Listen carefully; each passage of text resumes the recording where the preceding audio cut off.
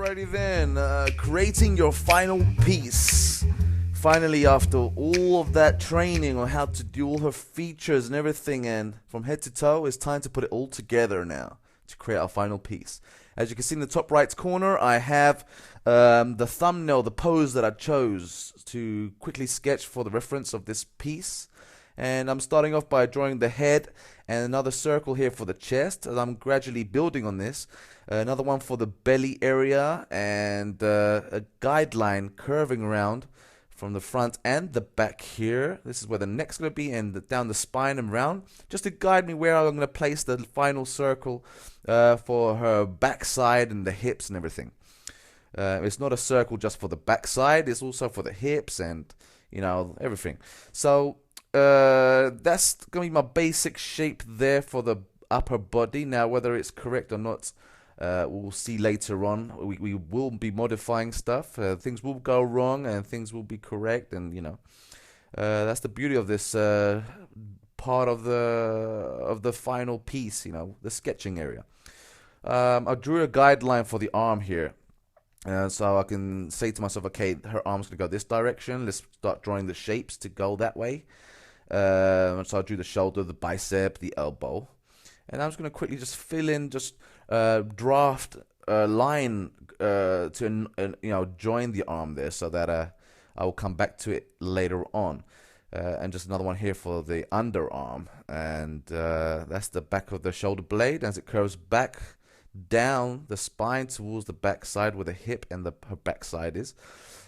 Okay, I don't know if this is going to be the actual shape of her backside. I might even bring it a little bit more in, because it looks like it's a bit too out, but we shall see when I start placing the legs in. A few contour lines here for the face, telling me that yes, she's going to be looking to this direction. And always take a couple seconds to step back and view what you're doing step by step.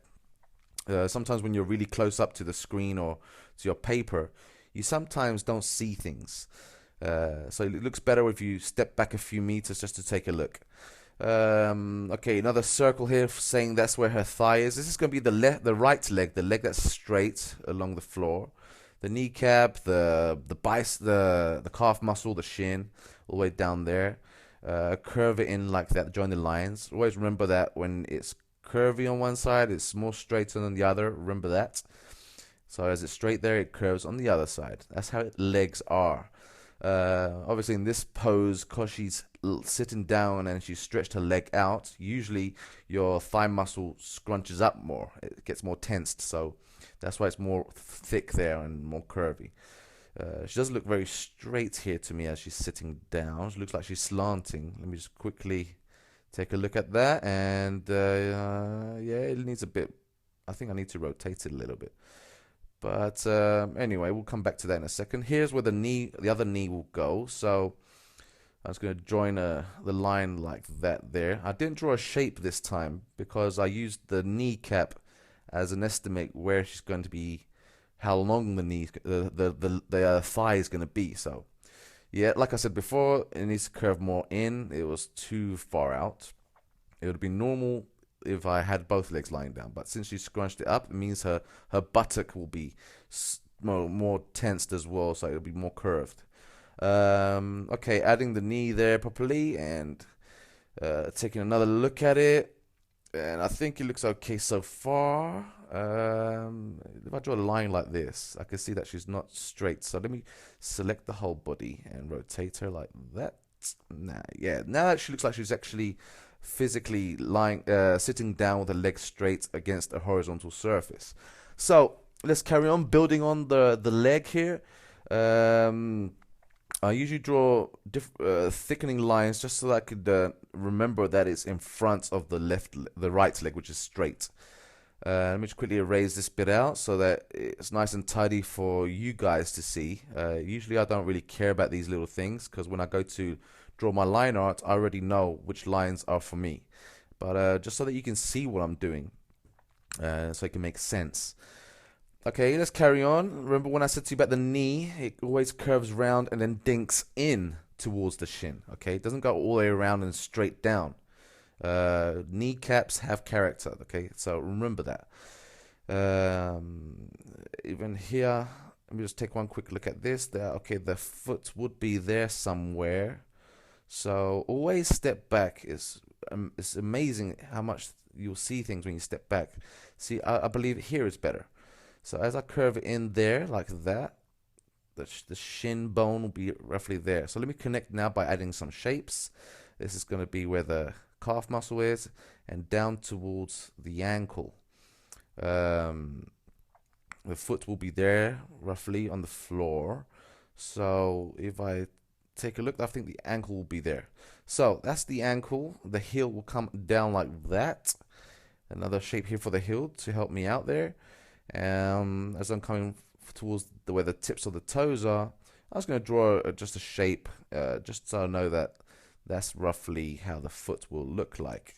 If it needs tweaking, I will come back to it later on. And the rest here of the calf muscle, now remember, it curves in the kneecap and then goes down. Always remember that. It's little details like that that take your character to the next level. And then it's just briefly just throw in a few toes there, just to, doesn't have to be perfect, just some toes, just to show me that, yeah, the toes are in these positions. And when I go to my line arts, I'll draw them better than that. And let me take another quick look. And yeah, I think it's not bad, not bad. Does need a bit of tweaking here and there. Yeah, I think they're gonna have a problem with the arm though. We'll come back in a while for that. We'll see when I draw the rest of the arm to see if that is correctly positioned. The arm might have to go a little bit higher.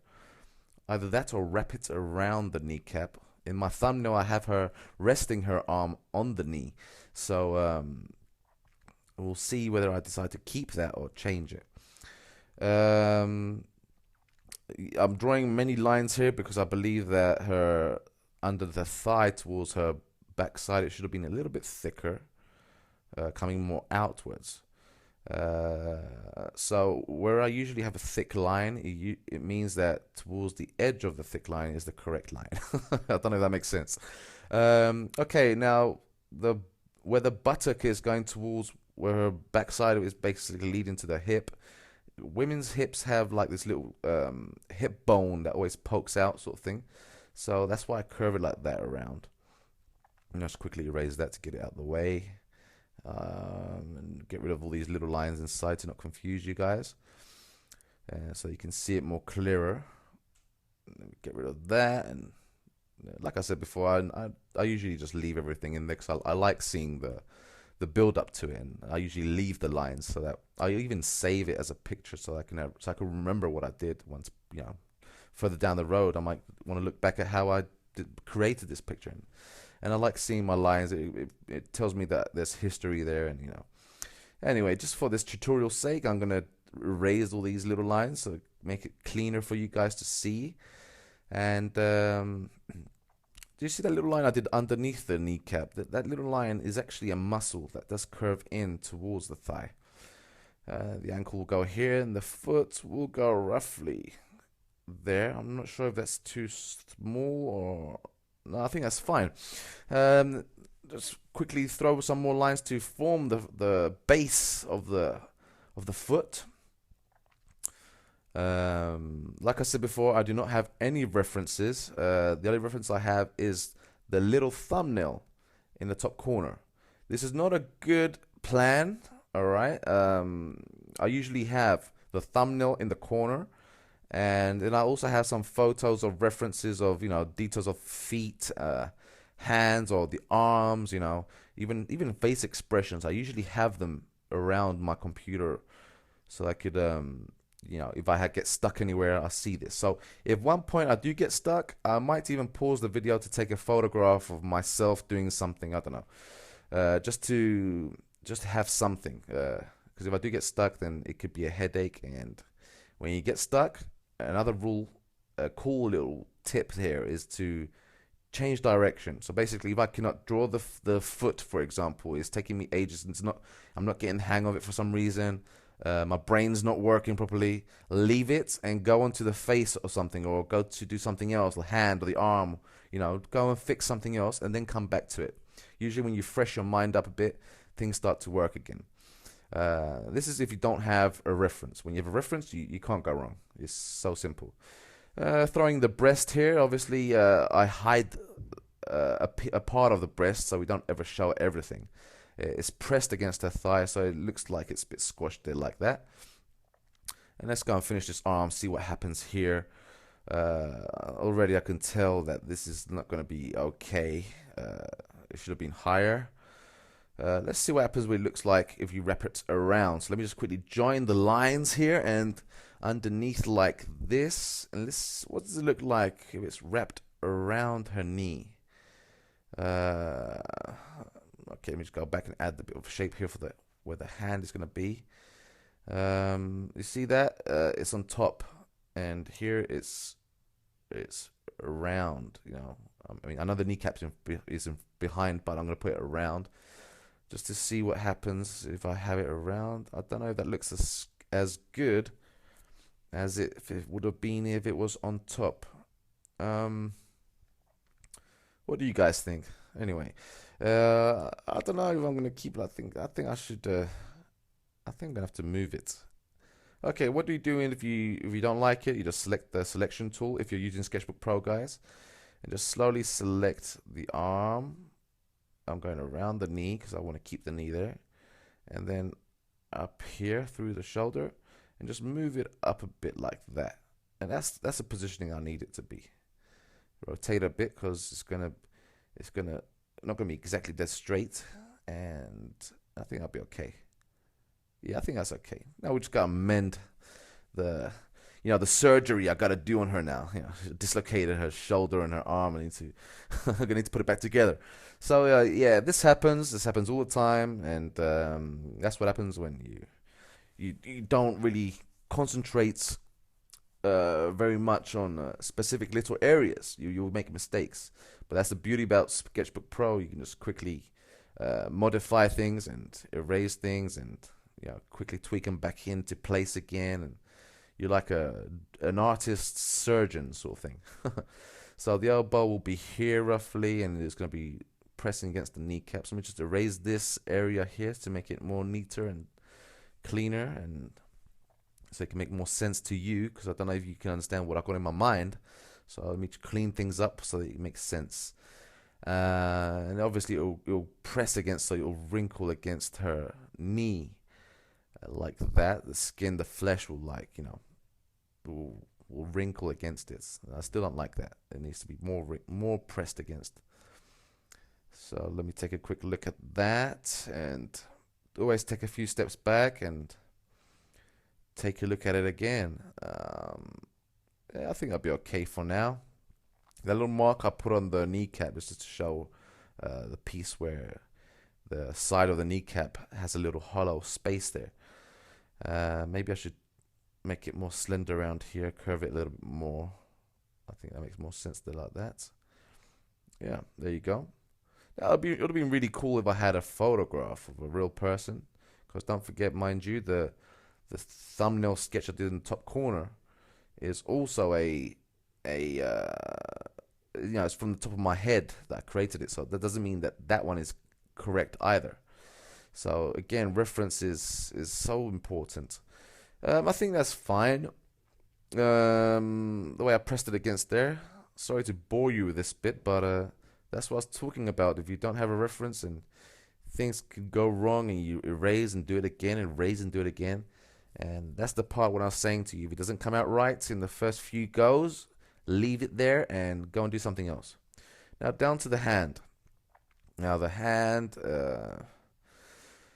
is going to be a bit tricky, because I didn't really think about the positioning of the gesture of the hand. So as I'm just practicing my lines like here, throwing them everywhere just to warm me up for the part of the hand now. The reason I'm pausing and looking, I'm looking basically at the thumbnail. I'm concentrating there. There's a hand that she drops here, in between her legs, sort of like covering her private parts so you don't get to see anything. So I'm just gonna throw a few lines here and make a quick shape here, and see what happens. If it's not correct, then I'll end up erasing. I wish I had a reference for this bit. I should have had a reference, especially for this part of the course. I should have had a reference for this, but it doesn't matter. If I find it hard, then I will pause the video and I'll take a photo of my hands in specific positions so that I could use myself as references. An artist's got to do what an artist has to do. So, all right, yeah, okay, I think that's fine. It's not that bad. Maybe the hand is a bit too fat or too chunky or massive, but we shall see. I might change the size in a while. Let me just quickly fix here the area where the palm is and the thumb comes out like that. And I wanted to do like that pressing against the floor thing, but I might end up changing it to be like just a hand flat against the floor there or something. You might have seen this pose in my YouTube video. I can't remember which cherry pinup it was. It's somewhere towards the middle somewhere. I don't know, the number 15 or 13 or something like that. I cannot remember. Where I used this pose, and I really liked it.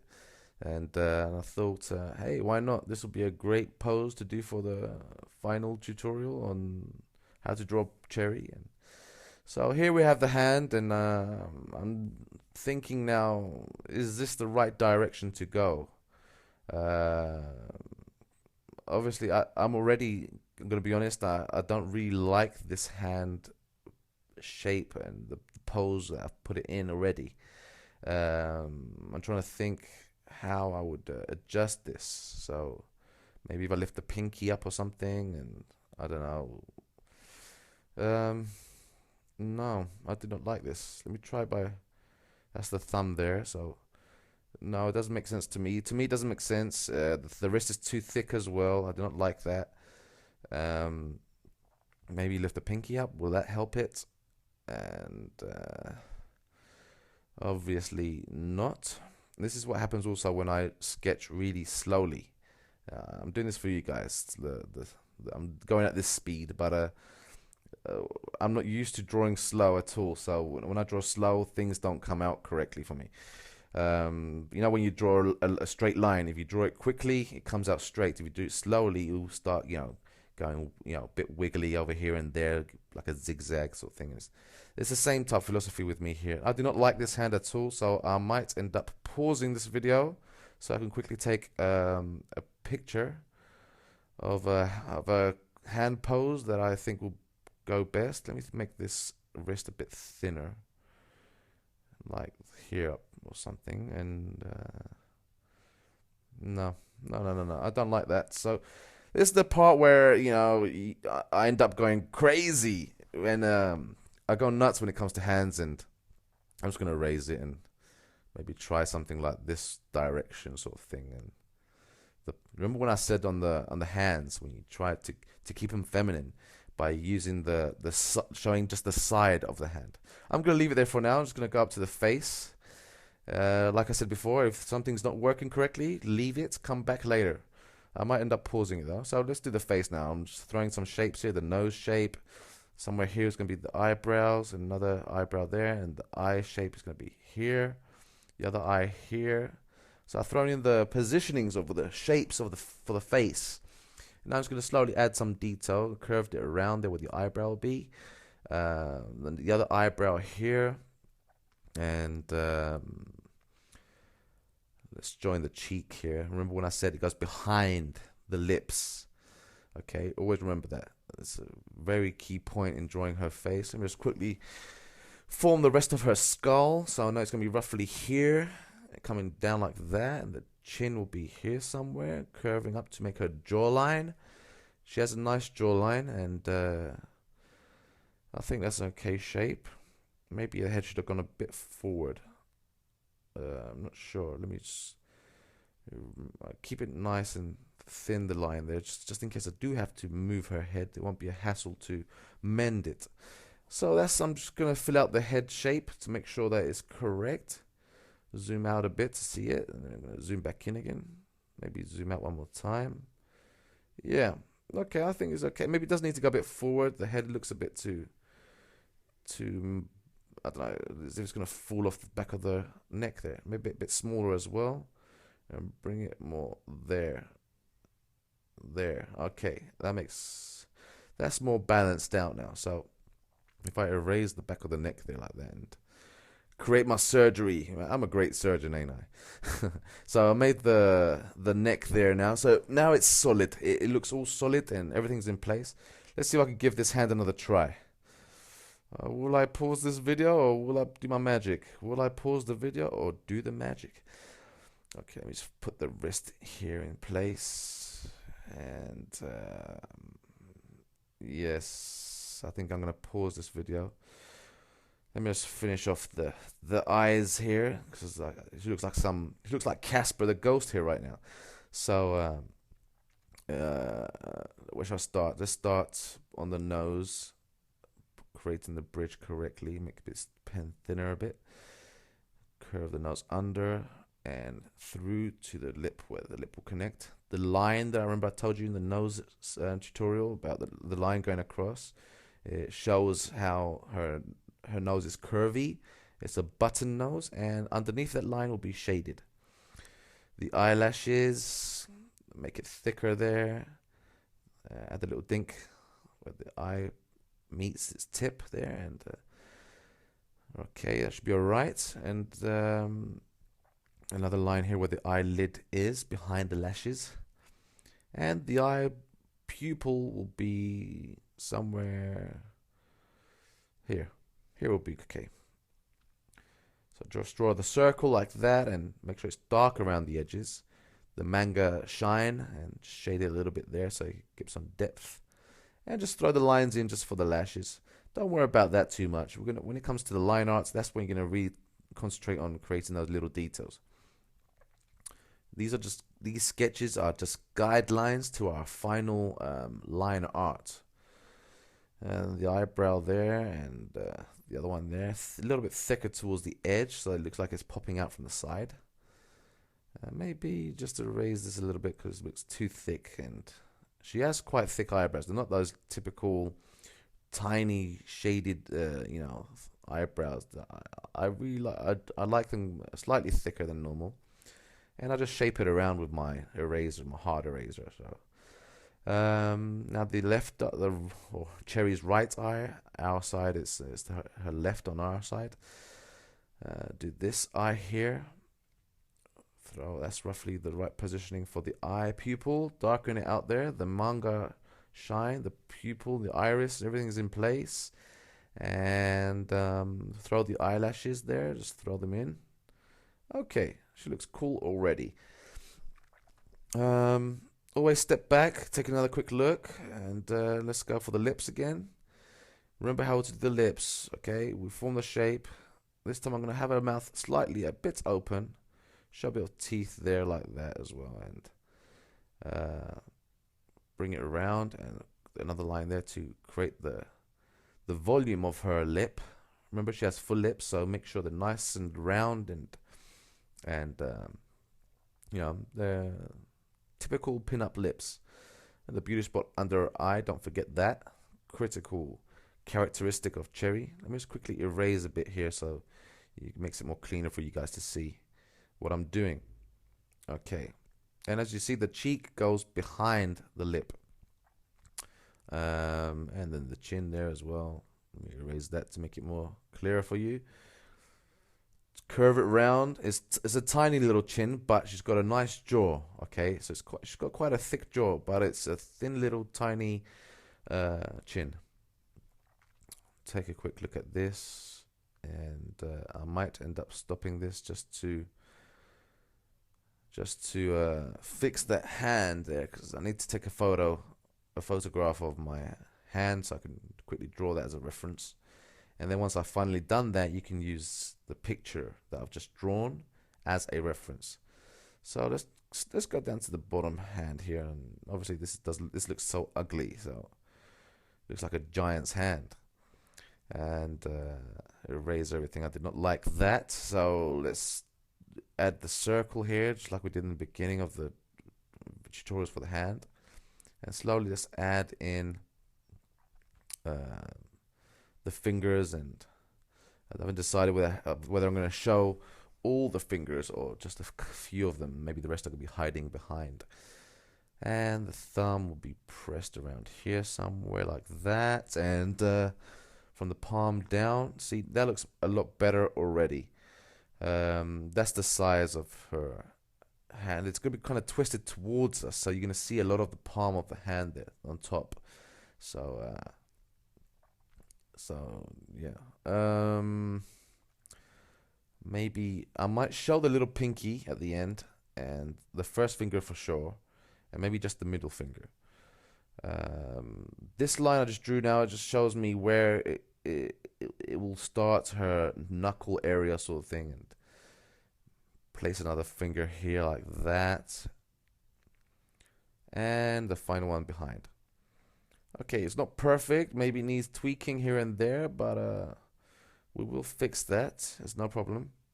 See what happens when you don't have a reference for the hands. It's such a big deal. I'm just using my knowledge now. I'm using my memories of hand shapes now, just to think how a hand will be. I don't have a mirror here, so I can look at my hand. In animation, we usually have mirrors next to our desk for face expressions and stuff. So I don't have one with me right now, which is a big mistake. I should have used it, but it doesn't matter. Let's see if we can do this with no help at all. So I think the fingers are fine. I think the thumb now needs adjusting like this, somewhere here, more far back. Bring it up a bit and curve it down to the first finger. There we go. I think that looks okay actually. Yeah, not bad, not bad. I'm now stepping back a bit just to look at it from a distance. There's a couple of feet back, and maybe the thigh is a bit too thick. See, sometimes you see things later on which you don't see before. It was a bit too thick. I've slimmed it down a bit there, and I'm adding now the correct line, so it's ready for me later on for the line art. And this thing about the hand is really bothering me.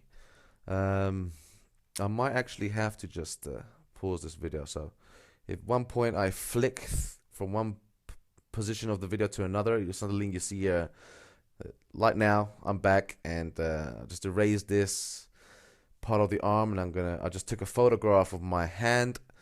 I didn't take a photograph of my arm though, which I should have. I just took a picture of the hand positioning, the gesture, and I'm gonna try and copy this for Cherry.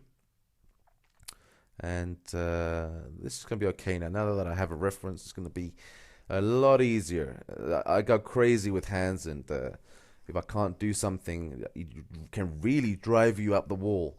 So make sure you have a reference. It makes a lot of sense if you have a reference. And so in my reference of my hand is basically I'm gonna draw her sort of like a side view of the hand in a way. I do this a lot in my Cherry pinup videos, and I'm gonna do it here as well because it looks good. So I think it was perfect gesture for this pose. Obviously, if you guys have already seen this pose, because I'm gonna obviously use this picture as the advertising advertising picture for the course, so you already know what it looks like. So you're ahead of me right now. I might even end up cutting off this hand just to do it on the side here.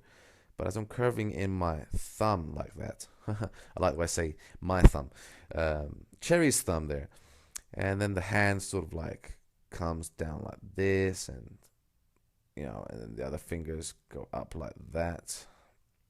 Let me just quickly finish that finger there like this. I know it doesn't make sense for you right now, but it will in a sec. The other finger underneath there, and the little pinky will sort of come here, sort of thing. Like that. Now obviously the hand looks deformed there, so I need to cut that off, and just quickly cut that off. That looks so wrong, and move to the side here. Let me quickly finish this hand off actually. I basically want it to come up like this sort of thing. Maybe I should erase that, it looks wrong. Bring it more higher up, and like that, and bring the palm like this so it connects to the wrist, And then down comes the other side of the palm where the thumb is connected. Okay, that's a lot better than before. See how easy it is when you have a reference. I'm looking at my hand and I'm just drawing it. Drew it like I don't know how long it took me to do it, but it'll save me a lot of time from before. And all I gotta do is just put it back into place now. Do my surgery again, and then throw that hand back in. Rotate it a bit as well, like that. Is that correct? Let me see. Yeah, yeah, not bad. A little bit more out there. I think that is now the perfect for this picture. Great. Okay, now I've done that. Let me just quickly tweak here and there, and then we're gonna get started on the hair, which is the final part of this sketch. I know it does take a while to do the perfect sketch for you. The reason is you have to take your time because this is going to be your blueprint to your final outcome. So if the sketch isn't correct, then the rest of your journey is going to be terrible. So I'm just zooming out here just to take a good look at it. Make sure I haven't made any mistakes. On my Cintiq, I've adjusted the buttons. I have some buttons on my Cintiq tablets, and I've connected them buttons to different things on Sketchbook Pro, like for zooming in and zooming out, rotating the canvas, and undos, and making the pencil size bigger, and all that stuff. The things that I use all the time, I've used them as shortcuts onto my tablet so that I don't need to use a keyboard or use the other features in Sketchbook Pro. It's quicker this way. Let me curve the backside a little bit more. I think it was a bit too big still, and I think this is more realistic. I know it's good to exaggerate, especially the sexy features on a pin-up character, but there's some points, some levels that you shouldn't cross. It'll make your character look a bit funny. I think that's okay. Maybe this line here should be more curvier, like that, and another wrinkle here, there, and that's where the bone or the hip bone is. So, well, that's how the body goes, really. So, don't like that. Let me try again, one more time, and curve it in, and a wrinkle there, and I think we're okay. I think it's okay, yeah. And a little line there where the hip bone is going to be. Let me raise a little gap there to show that. So it's ready for me later on when I'm going to do my line art. Now I think it's time to do the hair. So Cherry's hair there in the pin-up thumbnail it's got like it's tied behind her head, and it's like a bundle of balls hanging down, which I might not do in the end. I might braid them instead going down. So let's do the parting in the side there on the top of the head, and bring down the piece of hair that goes past her eyebrow and behind the ear, and then flops over another piece of hair that curls up around her cheek.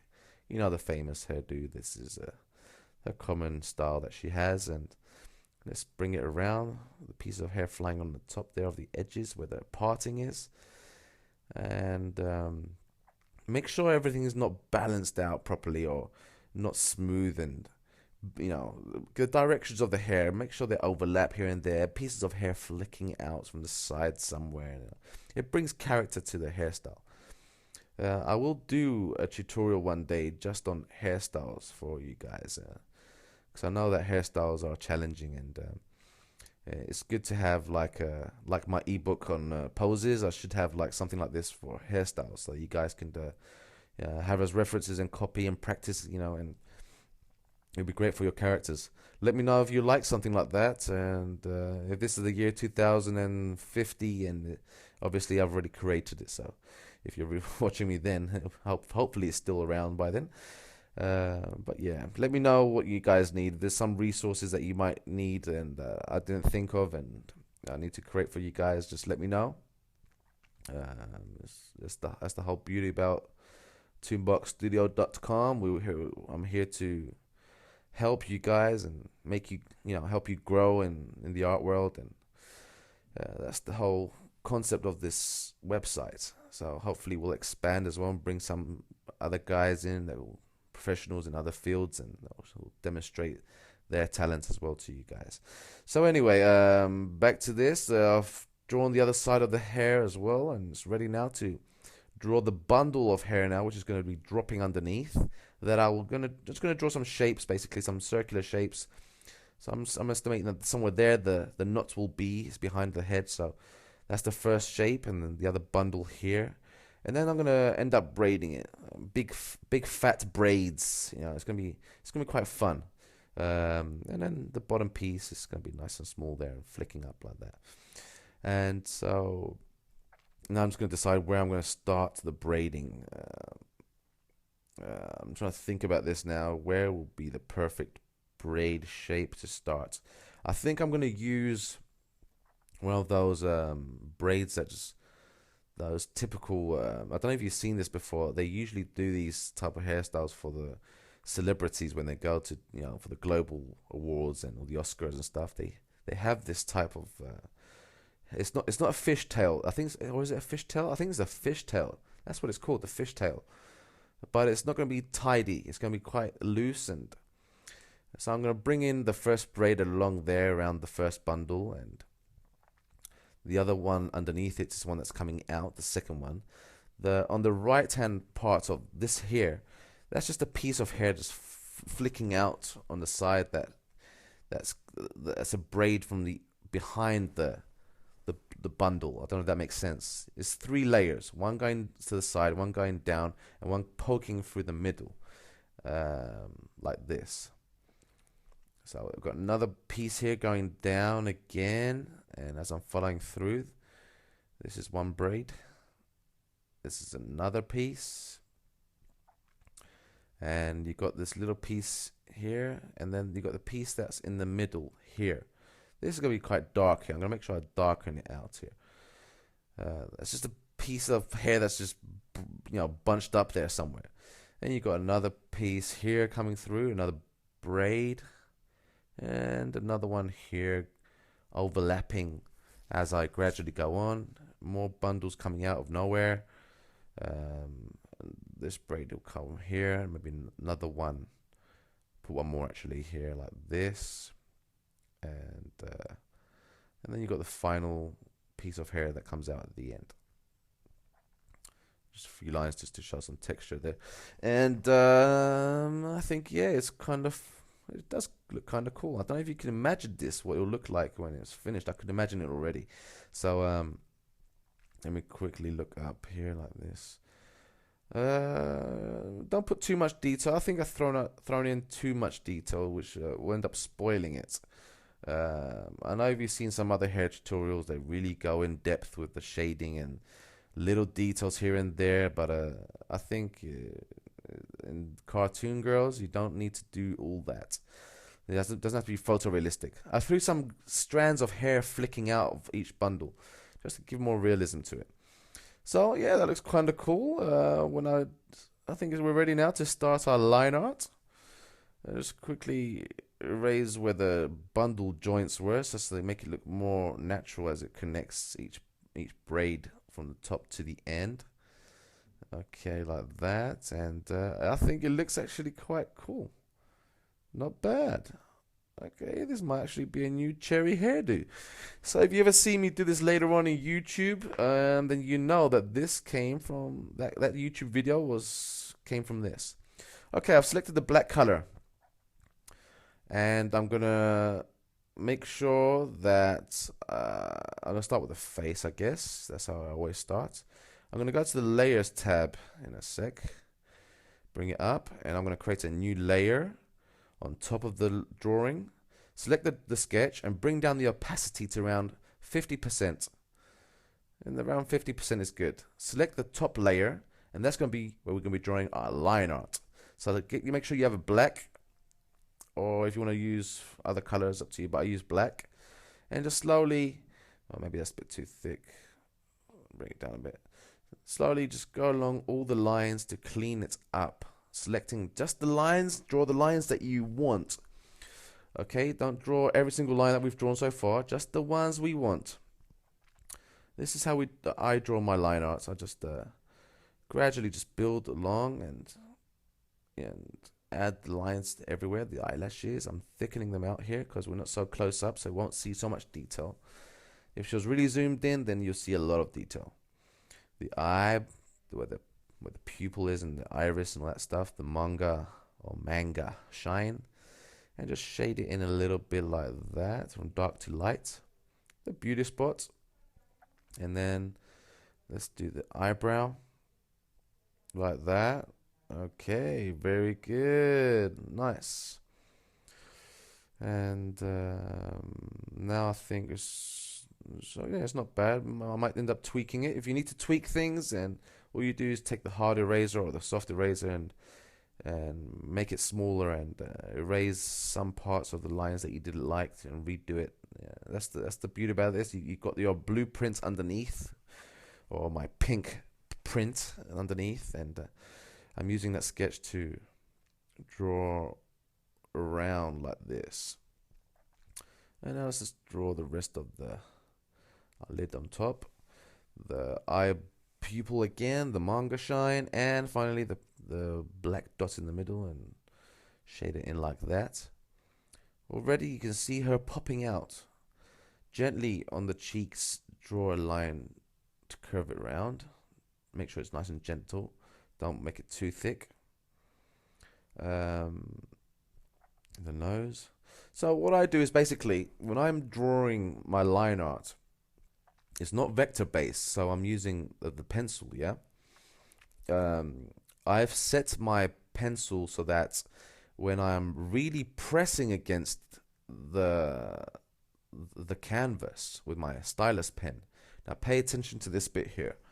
A lot of people ask me this. I might actually do a tutorial on creating pens and pencils and all that stuff for different programs, yeah? But pay attention to this philosophy here that I have for the pencil, for doing my line art. Make sure that when you, in the settings of the pencil, when you press against the canvas with your stylus pen, the opacity only comes strong, okay? Do not have your pencil, when you press, a lot of people like to press gently and it forms a gentle line. When you press hard, the line gets thicker. I'm not like that. I have it at one size, okay? Maybe on a gentle pressure that the size of the pen will be a little bit smaller, a tiny bit smaller, not too much though. All right, but the main thing I want is that when I press on it, I want the opacity to be full, okay, to its max. I don't want it to be transparent at all. And when I'm gently pressing it, to be like roughly about 50% transparency. But the main thing here is that the pencil shape and size is the same. Even if I'm gently pressing, it's only a slight difference between pressing hard. I don't want it to become really thick when I press hard. It might look like I'm pressing hard and it becomes thicker, but what I'm doing is that I'm just going over my lines there. That's it basically, and that's how I do it. If I need to go over it again to make it darker, then why not? But I keep my opacity to the max, so that I get the maximum color if I need it. So where I say press gently, the opacity should be lighter. Right now I'm pressing quite gently. I'm not too gently, but not too hard either. And if I'm happy with it, I might go over it again, but it looks okay so far. I don't like to put too dark of a black color around the outlines. I want it to be more of a chalky gray, dark blackish grayish color, yeah. Reason being is that when we start to color this, I don't want the colors to have this black outline around her, a really thick black dark outline around it, because it ruins it for me. I know they do that in vector, where they use vector lines and stuff. I've done it before with many characters, but for this character I like it to be as natural as possible, so that when you add the color, it blends in with the outline as slightly. so it looks more natural. And you won't see like you don't see a person with black outlines, do you? I mean, have you got black outlines around your body? You don't. So it's good to keep it natural. One thing I should have shown you, I might show you, like make a free tutorial on this actually, is about outlines based on color. So basically, what does that mean? Let's say if I drew the outlines now of her hair, I would have not used black. I would have used a dark red or dark pink, because her hair is like cherry pink. Yeah, so I would have used a darker color outline based on her hair color. For the skin, if he's got like this beigey skin color, then the outline won't be black. I'll use a dark brownish color, for example, something that's related to the skin color. So a lot of people do that, and it looks beautiful when they do that as well. It looks more natural. I might do a little tutorial based on that. I might even make a few YouTube videos. If it looks good as well, I might as well do that forever with her. But for now, I'm using the black. It's not 100% black. It's a little bit lighter than black. It's more towards a chalk gray, dark gray color sort of thing. I mean, if you look at my Toonbox Studio logo, you'll see the color of my character there is black. Okay, and if you compare it to this color of the outline, we're lighter than that. So I did that on purpose so that it doesn't take away the focus of the color that we're gonna put on after. I hope that makes sense to you guys. If you experiment a bit, you'll understand what I'm talking about. And I'm just mediumly. I'm pressing the pressure I'm putting now is very medium and towards gentle. I'm not going too dark. I don't want it to go too dark so that we don't spoil it. But carefully going around like this, down to the foot now. Now here's when I said before, don't worry about the toes. We're going to draw them correctly now. So as I'm curving them in correctly there, I'm seeing, because I'm really close up, if the shapes were correct or not. And I'm now going to draw them to be balanced out perfectly like that, and around, and the big toe as well, like this. See, I didn't even go all the way to the end there. I knew that was wrong. So if I zoom out in a bit, you'll see that that was correct. Let me just join the rest of the foot here. And so this is what line art is all about. So recap for you guys that are new. I mean, obviously experienced artists already know what I'm doing here.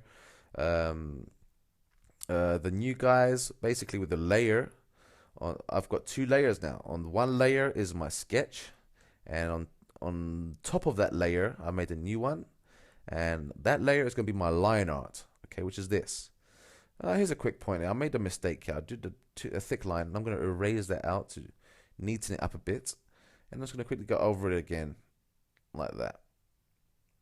Okay, so yeah, so I've got the layer on top of the sketch, which is my line art, and basically after I've done this, guys, this message is going to the guys who are new to this stuff and haven't had anyone to explain these things to them. I'm going to be coloring underneath this line art after. This is going to be by itself on its own layer once I've finished. I'm going to create a new layer underneath this one. And maybe just get rid of the sketch underneath, just delete it or get rid of it or block it out or make it invisible so we don't need it anymore. And we basically create the layer underneath this line art and start coloring underneath.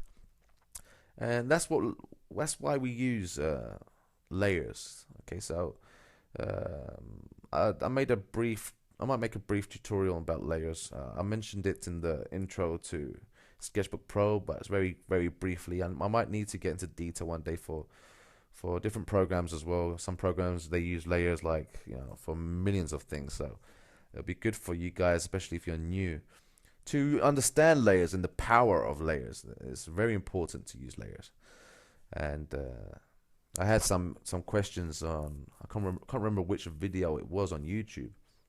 It was about layers. Somebody just got started and he's lost or something and needed a bit of help. And it's difficult to write about layers in the comments, especially on YouTube, when you only have like 400 letters. They have a limit in the comments. You're allowed to write a few letters. I don't know how many words you can do with 300 letters. So I couldn't explain to you how about layers for a comment. So I hope this helps out by viewing this, and I hope even on the little quick brief I did on the introduction to Sketchbook Pro. But yeah, I will actually, if it's something you guys really need to see and learn, let me know. I'll create you I like to, make sure I'm helping you guys grow when it comes to things like this. I know when you need help and there's no one there. I've been there millions of times when I needed help and there was no one there to help me, and you surf the web, you buy books, and you don't get anywhere. You need someone to really explain things. So anyway, back to the line art. So far we're so good. We're coming towards the end of this tutorial now. We're creating the line art, and we're finishing here off the heel on the right foot, and then it's going to get exciting because I'm going to be talking about how to color Cherry, which is my favorite part of the show, where it's the fun bit, when you bring her to life and stuff like that, and you get a big buzz at the end when you finally see her finished. And I hope you guys learned and enjoyed all this, and practice, and please send me your final outcomes. I'd like to see them. I'll even make a video on YouTube to post you guys and show you off to the whole world. And whether you're good or not, I don't care. Anybody who is an artist has something beautiful about it. Okay, now all we have left to do is the arm, the breast, and the back of the hair. I'm going to call it the horse's tail or something. It looks like a horse's tail. One of those fairy tale unicorn tails or something. On the breast, okay, start thick and gently end up, just end up doing the tip there gently, because it has to be nice and soft, because it's a breast, yeah. So if you do it thick, it looks weird. And the arm here, I just rotated the canvas so I can have a better angle at filling here the lines. And that's the beauty about Cintiq, is that I'm drawing on the screen. The screen's right in front of my face right now, and I'm drawing on top of it, which is so cool. I do advise you guys, it's a bit expensive. If you can't afford one of these, and save some money up and make it like a goal for you one day to get one of these. It'll help you so much, and it takes time to get used to, though. It's weird at first, but it's now like my right arm. And if you can't afford one of these and you need something desperately now, then there's those bamboo tablets. They're quite cool as well, and they're very affordable. And check out the Wacom website, and you'll find so many cool tablets, and even eBay, people secondhand tablets, can buy some there. I've bought a couple back in the days, and they're a great help. And I should have saved them actually, but I gave them away to other friends or students that I've had. And anyway, back to the hand, and then we're curving it up here. Can you see how neatly it looks now when you get rid of all those millions of lines everywhere? You see the hand and cleanly. This damn hand that that drove me crazy is amazing. See, references is the #1 tool for any artist. I must have said that like a million times, but I don't care, because I want to make sure you have that registered in your mind. You need references, guys. And don't be ashamed to do the poses yourself.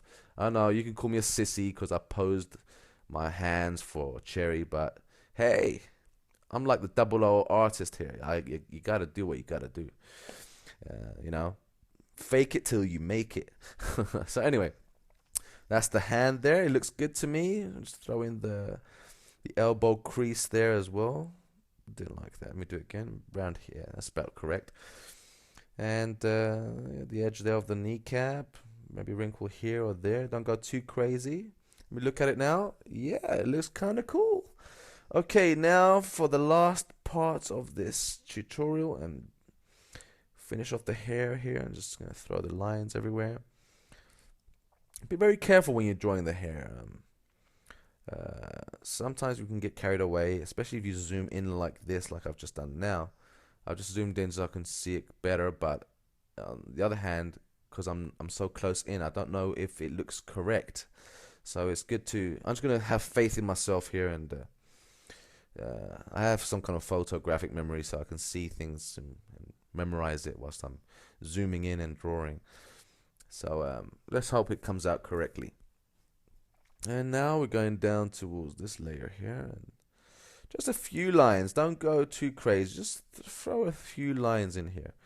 I will be posting the line arts. You should have it in your folder. I'm gonna save this line arts for you guys, so that when it comes to the color stage, you can quickly load it up onto either Sketchbook Pro or whatever program you want to use, and you can follow me coloring it there. Make sure that you have the line art on top of to be the first layer on top of everything.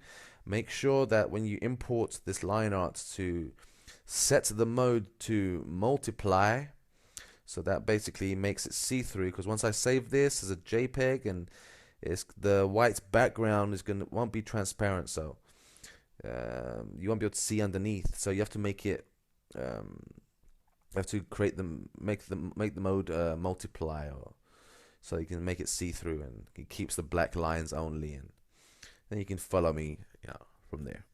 I will repeat this in a while when we start coloring as well, just to make sure you just in case you forgot everything.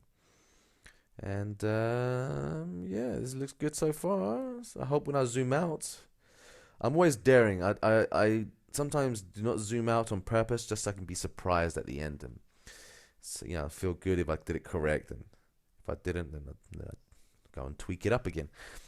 I hope you guys like this, and I hope you enjoyed this. This has been fun for me, and I've always wanted to teach Cherry to many people, even my friends and family. They adore her, and my sister's now drawing her, and even my nephews they love her, and they start drawing her and everything. It's cool. I hope that the whole world ends up appreciating her the way I do as well. And yeah, I think that's it, guys. Let me take a look. The strands are correct, and let me just quickly go up here and darken up these little strands that are poking out from nowhere, like that. And go further up, and yeah, looks good as well. Okay, and let's zoom out. Yeah, not bad. Yeah, I like that. Very good. Okay, I'm actually quite impressed with that. That's not bad. Alright, guys, and all I do is just delete that so you don't see anything, and that's the final, Cherry pose there. And maybe when I can see like places I've missed, like there, just fill in the gaps. And I might when I save this, I might actually go in and darken some lines up to have it ready for you guys. And like this bit here, needs a bit more. Or maybe not. Yeah, I think it looks okay like that. Let me zoom in. Sorry, guys, I gotta do this again. Let me put in the line correctly. I think that's better, because it looks like she's really pressed her knee into that piece of her arm there, so that it has to look kind of realistic, that she's pressuring her arm there like that. Okay, just quickly erase. There's nothing to it. Just a couple minutes just to clean things up like that, and that's what it's all about. Okay, I hope. Hold on. What did I just see there? There you go. That's better. Make it thinner. It's a bit too thick. Okay, as I'm gonna zoom out again, I have one more look at it. Hopefully, it's fine. I'm probably gonna see something else in a sec. It looks okay to me. What do you guys think? You like it? I like it. It looks kind of cool. I saw something there. What's missing? Something's missing. No, I think it looks okay. Anyway, there you go, guys. That's the line art. I'm even signing this for you guys, and let's see you on the next final part. I hope you enjoyed it, and keep practicing, guys. Let me just delete this layer for you guys so you can see it. Alright, there you have it. That's Cherry. Okay, see you guys on the next part of the tutorial.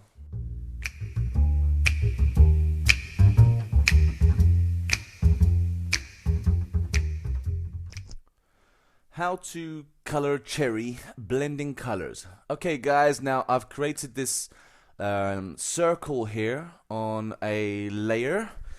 A nice line art of a circle.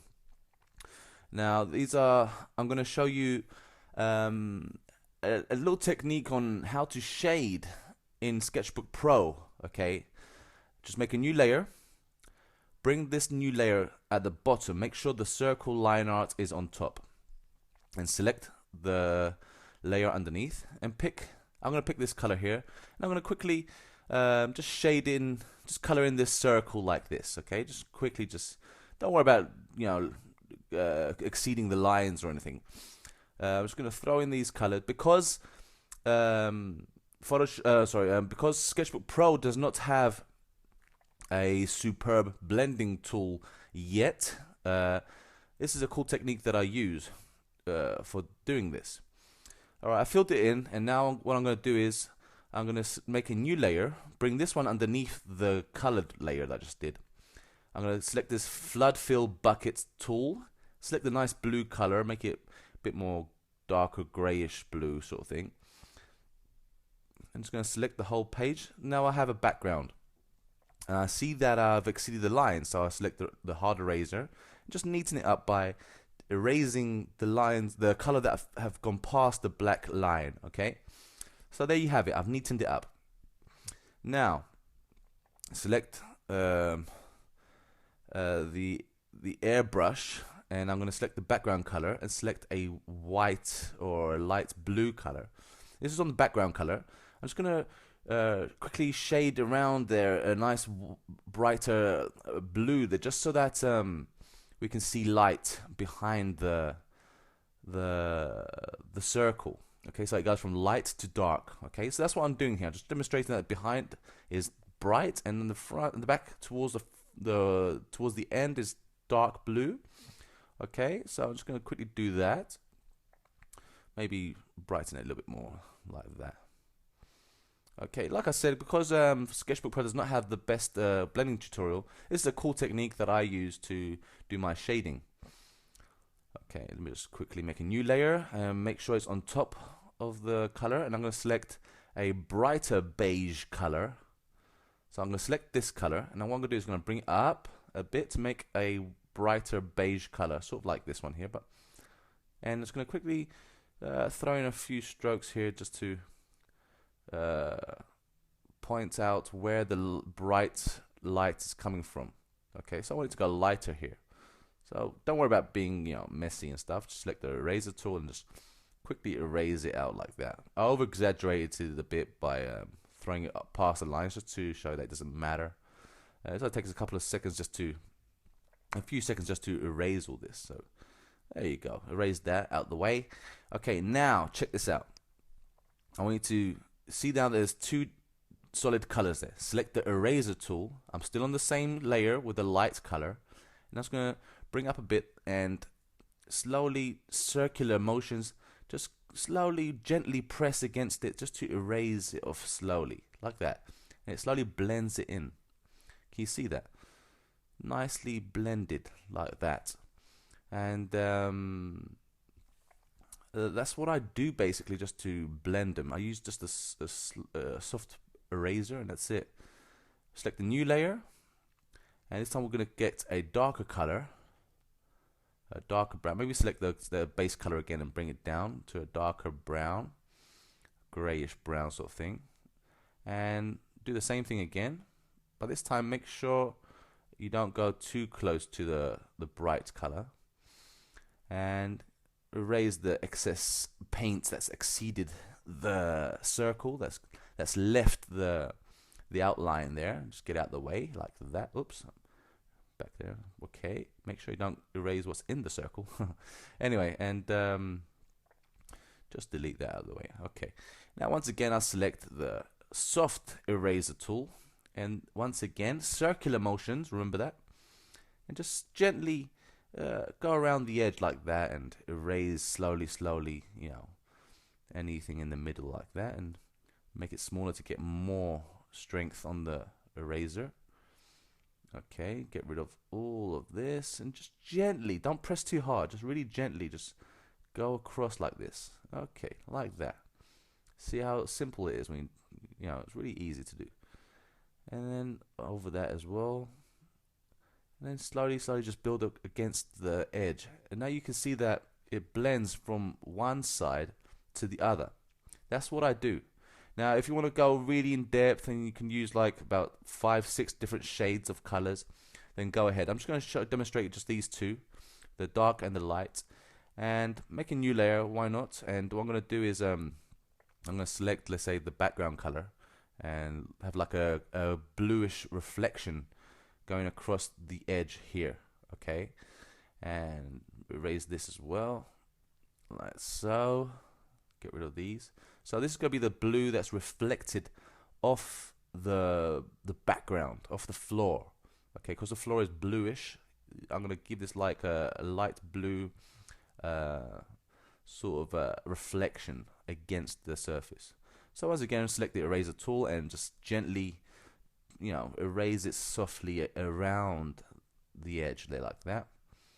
And it will slowly, slowly blend in to the darker color that we had, the darker brown color. Just a little bit of a reflection like that. There you go. See, just like that. Just a nice soft reflection there of the floor. And I might actually do the same thing on top, but this time new layer again. This time what I'm going to do, I'm going to select a white color and just gently go over the top like that. Just graze it over the top there. Okay. Once again, erase the excess paint that we went past the circle. This is just a quick demonstration of how I usually blend my colors in, because I don't have the best blending tool like, let's say, for other softwares do. But I know that Autodesk and Sketchbook Pro team are working on this, and they will be launching a new update one day with this great tool, and it'll blow everyone's minds away, I swear. Once again, it's a new program, and I do have faith in the guys there. And look, there you go. I still have the same, it's more fun as well, it's more creative. I enjoy it. At first, it was a bit, getting used to, but I enjoy it. Just a bit of shine here, and just over exaggerating. You see me do this on Cherry a lot, adding the shines and stuff like that. It's my favorite part of when I'm coloring Cherries, adding these little shines everywhere. It makes her really pop out, and extrude, and makes her skin look more silky and soft, and it's really cool. So basically, that's how I shade these colors in. Now let me do another quick little demonstration for you. Select the paintbrush, and I'm going to select a skin color. Let's say for example this. I'm just going to quickly draw here, paint this bit here, go a bit darker there, and even more darker here. Okay, now check this out, just so you can understand what I'm talking about. If I was to use the soft eraser now, okay, it's a mistake because underneath the background is blue. Okay, if I use the blur tool or the smear tool, let me demonstrate what the blur tool looks like. It just blurs it. It's not really blending it, it's blurring it. There's a huge difference here. I can still see like 3 colors there. It's not blending into one. All right, which is wrong. Okay, that's not what we want. So let me just go back again and again. All right, now let me try the smear tool. The smear just smears it everywhere. Okay, it might be cool for other things, and but for coloring a character, it's not very good at all. So let's erase that as well. Now, oops, redo. Now check this out. If I was to, for example, have a background, let me select another layer, new layer, and it's underneath this. Okay, so if I select a white and color underneath it like that, okay, it's now underneath that, and I take now the oops, I'm on the wrong layer. If I take the eraser tool, the soft eraser, and now slowly erase against this, like this. Okay, still doesn't make sense. So what do you do? Okay, what you do is you make sure you have the first color under all of it. All right, so on this layer, okay, I made the new layer. This time I'm going to select the beige tone, which is the middle one. Okay, because The top one is the light, the bottom one's the darkness. And now by selecting the colors and using the eraser tool, it's going to blend easier. Does that make sense to you guys? Okay, just to remember, I'm doing this so you can understand the order. The base color is always in the middle, okay, and it blends into the light and it blends into the dark. That's how we do it. Maybe if I erase these two together so you can see it better. Let me just get rid of the sides and the top so you can get a better view of this. Alright, so if I erase this as well, there you go. Now you can see it as one. Let me get rid of these bits as well. I did a bit too much there. Alright, there you go. There you have it. You can see it blends in. Now, okay, I did it very fast, so I didn't really take my time to do it. But if you take your time, you can really make a nice, smooth surface. Okay, you can even use different colors to do this as well. Just for demonstration's sake, just to show you the difference between a couple tools there and how I go about shading. Okay, so all you got to do is just keep practicing and you'll get it right. Okay, the circle will be in the folder, so if you want to practice doing this. So I hope you enjoy it, and I'll see you on the next tutorial, which will be how to color cherry. I'll be showing you a couple of techniques.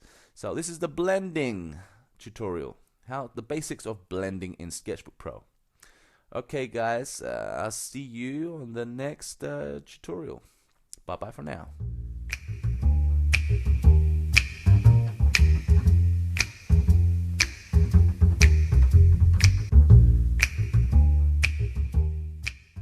How to color cherry. Now this is the line art that I left you in the folder, and it has a white background and everything. It's a JPEG. So I've imported that instead of using the layers that I had originally.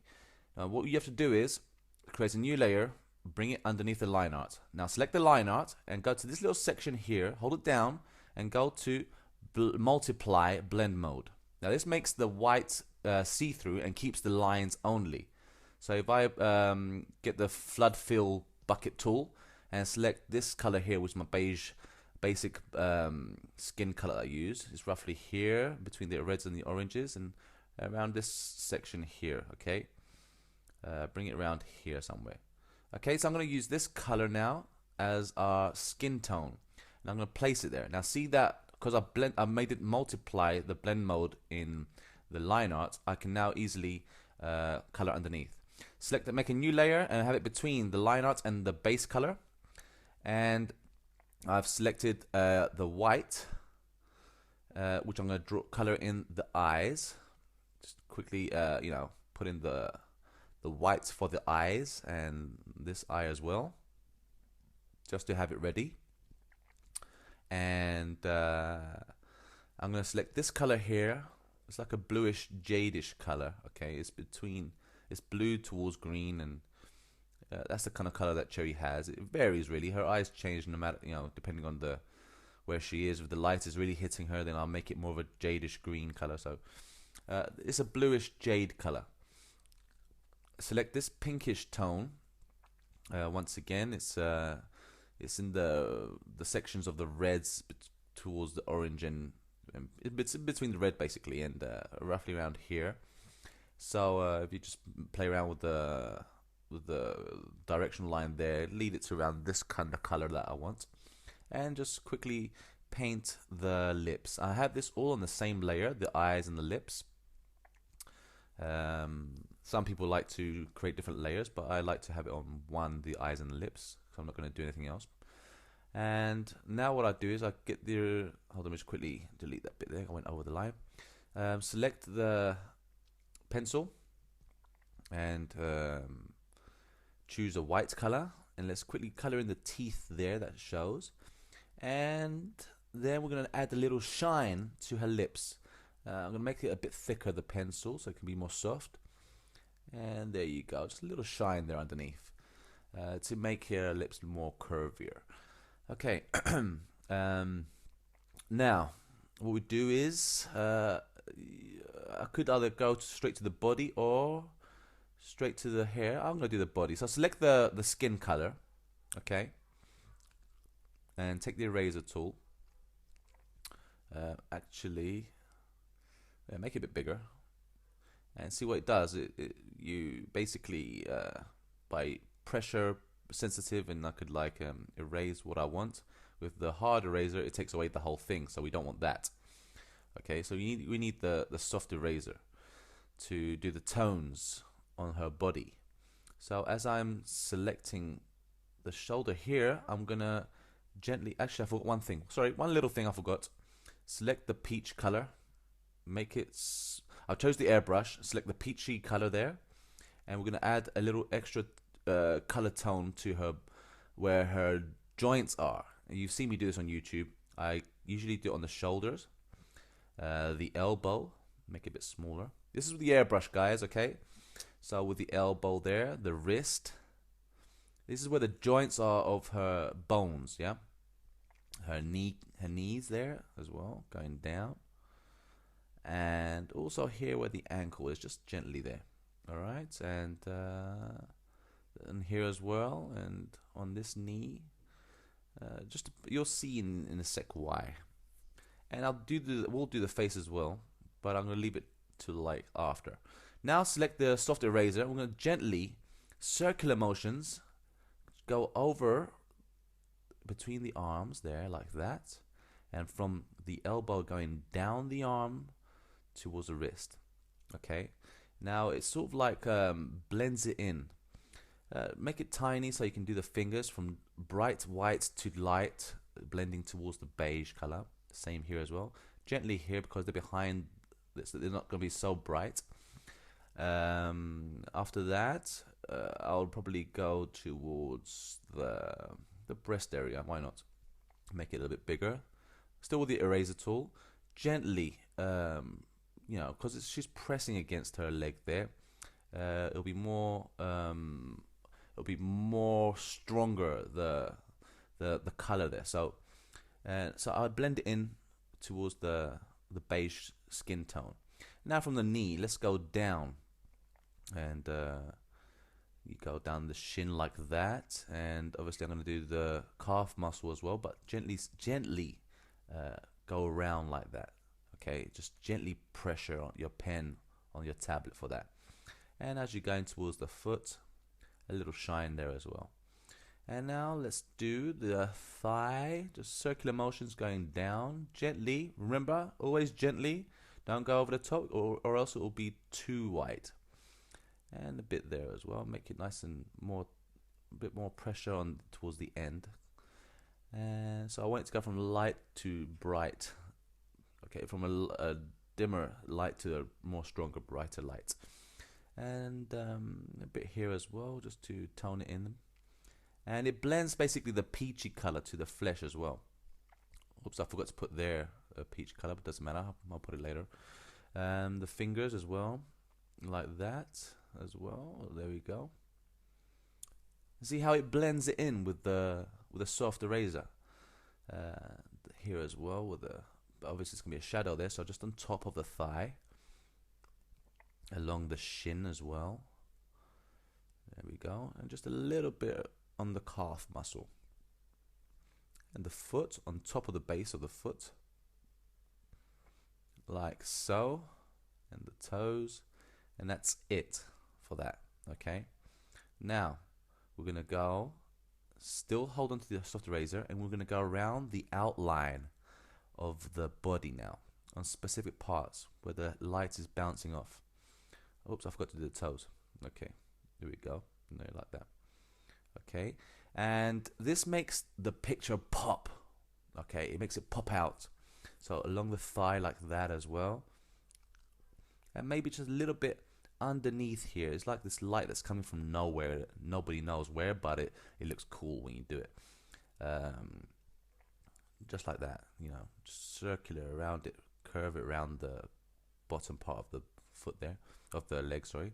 And then you got this part of the shin, the kneecap, and the top of the thigh. Oops, I forgot to put an outline there. Oh, great. Okay, let's put that outline. Select the black. Select the. There we go. And oops, I forgot to put it on this layer. Sorry. And we draw it in nice and soft. Okay. Things happen. Mistakes do happen. Now, you have lights. You do play with the light source, where the light is coming from. But I sometimes like to add light to the other side of the body where naturally there wouldn't be any light there, but it just looks good for some reason. It just does. Like for example, in this case, the light is coming in front of her, and I'm gonna do it on the back as well, just because it makes it look good. I don't know why. It makes her look like she's popping out more. A lot of people do this. A lot of artists do that. It's just light that comes from nowhere, and yeah. So anyway, back to this, and basically we are outlining her with the soft eraser, giving a little bounce of light on her. Now it's the little shines that you see me do. I just press a little dot there and just stroke a line in. Press a little dot and curve a line in like that. Gently. The line has to be gently. Even here on the elbow, here on the wrist. Gives a more three-dimensional look to her. It makes it look shiny and silky and smooth, and you know, and the breast there, make it nice and curvy. You can do it also everywhere. Even hold on, let me just do this correctly because I didn't like that. Sometimes you can overdo it, so don't overdo it like I'm doing. I might end up taking some parts away. I don't know, but for some reason this one doesn't look. I think I'm maybe putting too much. I could ruin it this way, but I think that's okay. Here, where the hip is going down her backside, make a nice shine there, and the knee going down the shin. Actually, let's do from the ankle up, around the muscle there, and down the thigh. Okay, down the thigh like that. Nope, like this, and here. Okay, that looks alright to me. One on this one here. These little shines, they make all the little differences in your piece. One there, and one here on the ankle as well. And I think that's okay so far. Maybe a bit more of a shine here along the calf muscle. I think that looks cool. So far, so good, guys. Okay, the foot as well. And this is the bit where I'm going overboard and always doing a little bit too much. Now let's do the face. So zoom in, and you need to get a good control over this part to make her face blossom. So again, make sure you do on the eyelids. They're like that. A little bit under the eyebrow. It makes her eyebrow look more extruded. Under the eye as well, the eyelashes there, and from the nose, gently go up, just really gently, not all the way, just halfway. We're gonna come back down from the other side as well, so just gently go up like that. I think that's just right. Okay, here under the nose, and here, a little bit under the lip here with the chin. It's just a tiny little bit. Okay, I think that's so far so good. Now let's make this bigger. And oops, I forgot to get the airbrush again with the peach color. Make sure you select the peach color, which I did not. Okay, we're back here. There we go, peach color. Make her cheeks nice and rosy cheeks. Even here, make this pen smaller and rosier cheeks there. Stroke underneath the eye, underneath the white part of the eye as well, and here on the sides where the hair meets there. So. And along the neck as well. Okay, now select the eraser tool and just gently circular motions, you know, bring out her cheek there, you know, make her cheek pop there. And now we're going to go from the forehead down. I'm going to blend all of that now, all of that. There you go, like that. Okay, just blend it in. And now let's just add the lines that we did before, the outline. Make sure it's nice and small, the tip. This is as small as I can go, and just gently, really gently, just go around the jawline there and maybe a little bit down the nose, or is that a bit too much? No, I'm gonna take that away. I didn't like that. All right, just up to there, and maybe a bit of the neck as well. Why not? Just a little bit in the middle of the neck there. Okay. You can go into depth with this and really go crazy, but this is I think this is just right. Don't go over the top. Okay. Little shine here on the forehead, little shine here on the nose, on the chin, and on the cheeks as well. Just little dots, maybe a little streak there as well. And see how she's actually glowing now. Yeah, she's giving that little glow. And believe it or not, that's the thing that people are actually attracted to when they see these videos on YouTube, or they see the pictures in the magazine on newspaper, is these little tiny little details. So make a new layer above those two, and we're gonna now do the hair. I'm gonna choose a cherry type color hair like this. I'm gonna bring it down so I can have it. Remember, it's between the red and the pink, and up here somewhere. And that's the color I'm gonna use. Maybe a little bit brighter. Yeah, a little bit brighter. Okay, now this layer is gonna be the hair layer. Select the paintbrush, and we're gonna go zoom in a bit. Okay, just like that, and we're gonna slowly fill in the hair, just like we did with the circle when we did the blending tutorial. Exactly the same thing. We're just gonna go all the way around, stay between the lines, try your best not to leave the lines. If you do, no problem, just take a couple of minutes to clean things up a bit. But see how she's now coming to life. These little tiny details that we place in just a few layers. That I know you guys might think when you see the final outcome, you think, "Wow, this must take like a long time to do and a lot of effort and energy." But no, it's not. It's really simple. These techniques that I do is fast. I'm going as slow as possible right now, actually, just so you can know that. Once you get good, you would be doing it fast as well. So you'll be able to paint so quickly. The only difference is that if you're gonna, put some real effects on her, all the shades and more shades and more light, and then go into backgrounds and stuff like that, then that's when it gets tricky and you need to really practice painting. So that you won't need, but as long as you have your layers, it's all cool.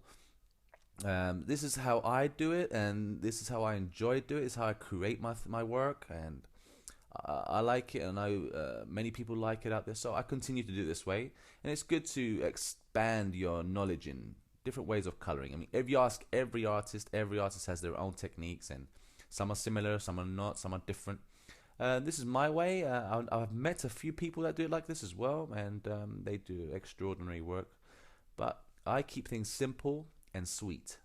Now I'm finishing off her fishtail ponytail there, just gently going around. I left some streaks there lying out, which I'm going to go over with a pencil, because the pencil is thinner and has more control as well with the pencil. It's just a paintbrush right now, and it just throws the paint on there. Gently go around the balls there like that, and towards the tip here, and we're gonna finish it off here. Leave it up to there, and just do it with a pencil. I could try with a paintbrush, but it won't look as good with a paintbrush. See, it's not bad actually, but I think it's best if I use the pencil. So let me just go around with the pencil. See, you can really do fine lines with the pencil, and these are the main tools that I use to do my paintings. I just use the pencil, the paintbrush, and the airbrush, and the eraser tools. Sometimes I use both. The paint bucket, the flood fill, is just so I can paste my background there. But besides that, that's it. It's really simple to do, and it looks really good. So far, so good.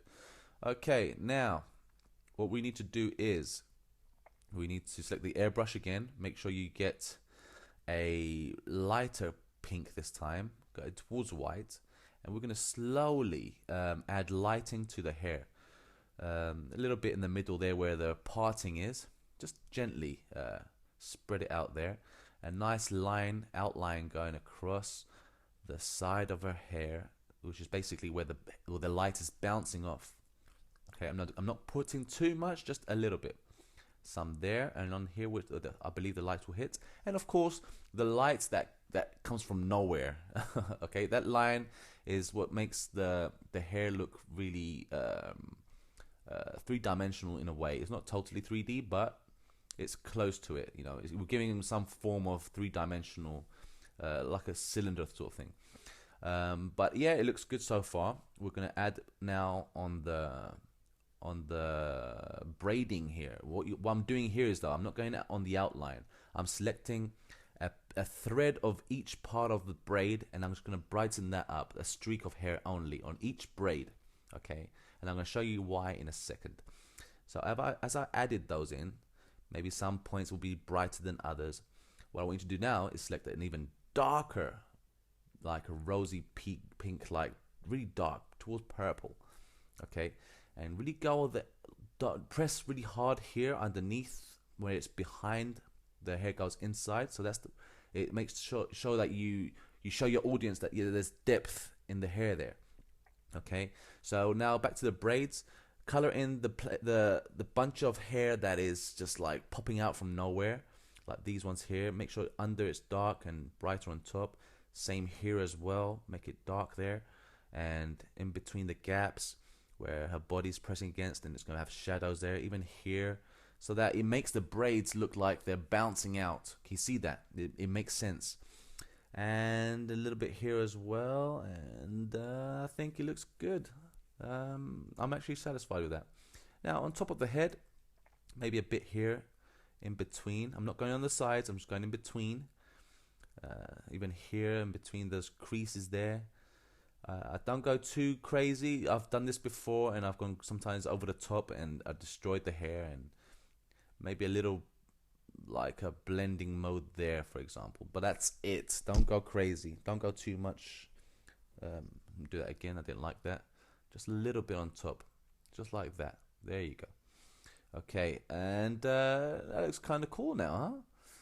All right, so let me just bring back the layers again. Select the skin layer, and we're going to add a little shadow now. Keep the purple. I kind of like that purple. And just gently, you know, add in the shadows there. Just like that.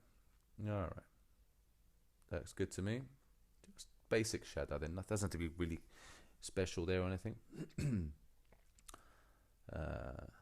It'll be a bit darker there under the legs, and if you want, you can really go and zoom in and add some real detail on the shadows and stuff. But the shadows doesn't really bother me that much. This is just for you guys to see how it's done. We'll do that one more time because I wasn't too happy with it. Make it a bit smaller, I reckon, yeah. And just gently just spread across like that. Just across here and towards the hand, because that's the way the leg is on top. And here where the hand is as well, and around the back side underneath the braids there, whereas it's hanging. Okay, guys, that's it. That's one technique on how I color cherry in Sketchbook Pro. I hope you enjoy it. I'm going to be showing you one more technique just for adding effects.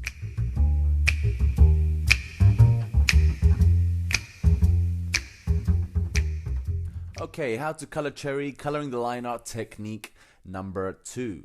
Now, this time what we're going to do is create have a separate layer from the background for the skin. Okay, so last time we had the background as the skin color. This time we're going to create a whole new layer.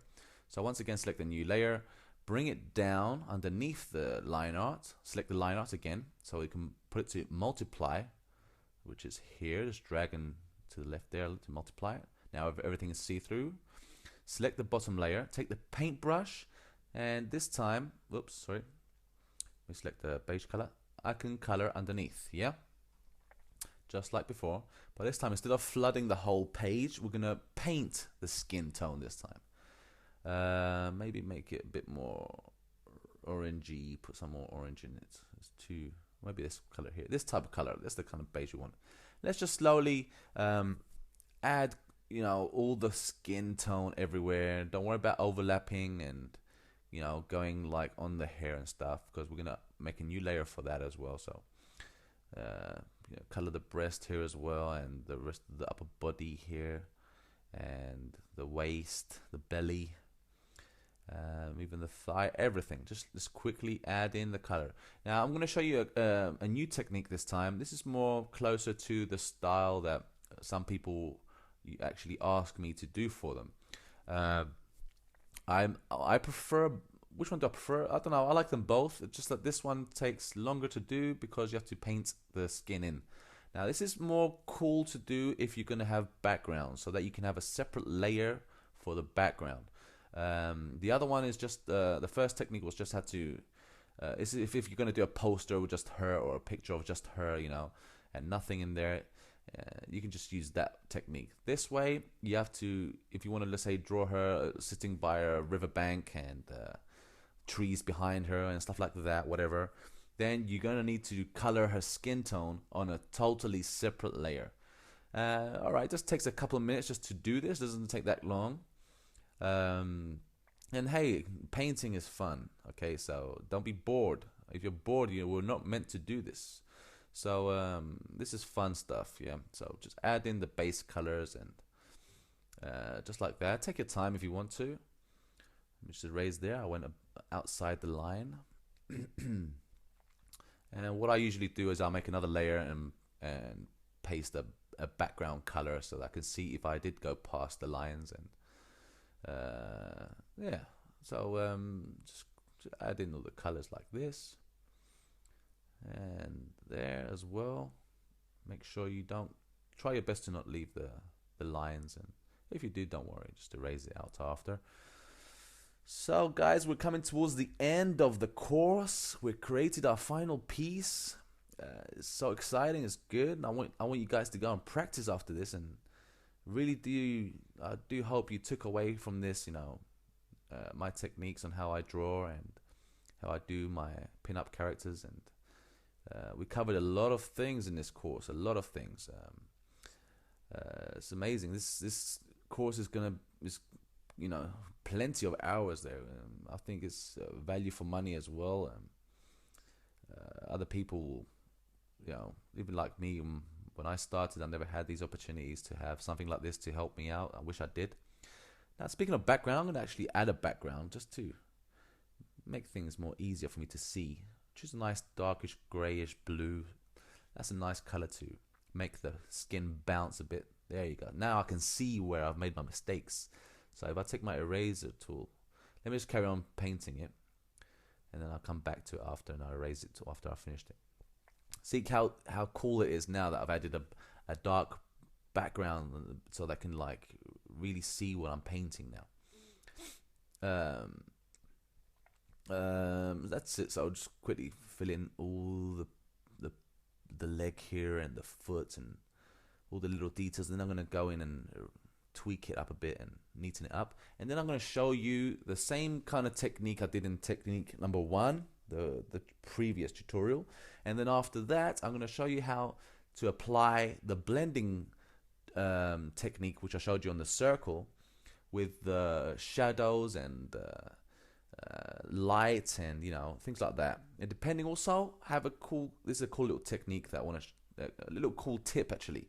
If you have a specific background, and instead of using the light as your source, okay, for that you're gonna paint on your character to bounce off the character, what you could do is, like I did with the bull, instead of using a dark black shadow, I used the blue color as a color reflector, as if the blue is reflecting off her body. You'll understand in a sec once I quickly just erase these little pieces here and under the foot like that. Make sure you just neaten it up. Don't get lazy. Just sit there and just a couple of minutes just to do this. It won't take long. If at any point you feel tired or your eyes start to hurt, just pause whatever you're doing, you know, and get up, get some fresh air or something, and walk around the house, or get a drink of water or something, you know, just to relax your eyes a bit, because when your eyes do get a bit tired, you start getting a bit lazy as well. Alright, so under here and in the hand, I went off the lines quite a bit actually. So yeah, whilst I'm doing this, what else we'll be doing is basically showing how to bounce light off her It's a cool technique for shadow or for lights. It's a similar technique to what we did in the first coloring tutorial with the blending. And I hope that one day Sketchbook Pro will have a blending tool for this, so you won't need to go through this and trouble to do, to blend your stuff. But yeah, this is kind of cool. It's kind of nice when I see her on a dark background and her skin color just really bouncing off the canvas there. You can really see the details now, really clearly. Alright, so I've done that and it's ready now. So select a new layer above the skin tone and choose white to do the eyes again. Fill it in, and here as well. And then we'll select the lips here. Actually, yeah, okay, this is a good color for this. I'll keep the same colors I did before. Let me zoom in so I can see it properly. And under there, the bottom lip as well. And just like I did before, I'm going to select the pencil tool, and we're going to select white and color the teeth in. I use the pencil because it's such a fine nib that I can get in between any little gap. Make it thicker for a little shine there, like that. There you go. Okay, so that's that, and the eye color as well. We forgot to do that. Put it in there. The nice jade color. You can also play around with tone on the eyes, but because you're so far away, it's not so close to me. I'm going to leave it like that. And if she was a little bit more closer, I would put some tone on the eyes. I made a new layer, and now I'm going to do the color for the hair. So I'm going to zoom in. Make sure you select the paintbrush and the color tone that you want for your hair. In Cherry's case is that cherry pink color. And I'm going to slowly go around the edges first and do the little pieces of hair that are flying out to like nowhere. And then slowly fill it in all the way up to the face.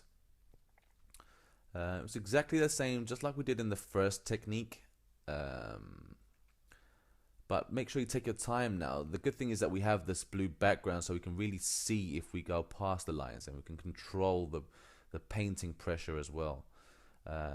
If you do go by, no worries, just take the hard eraser tool and erase everything out. Make it a bit bigger now so I can go faster.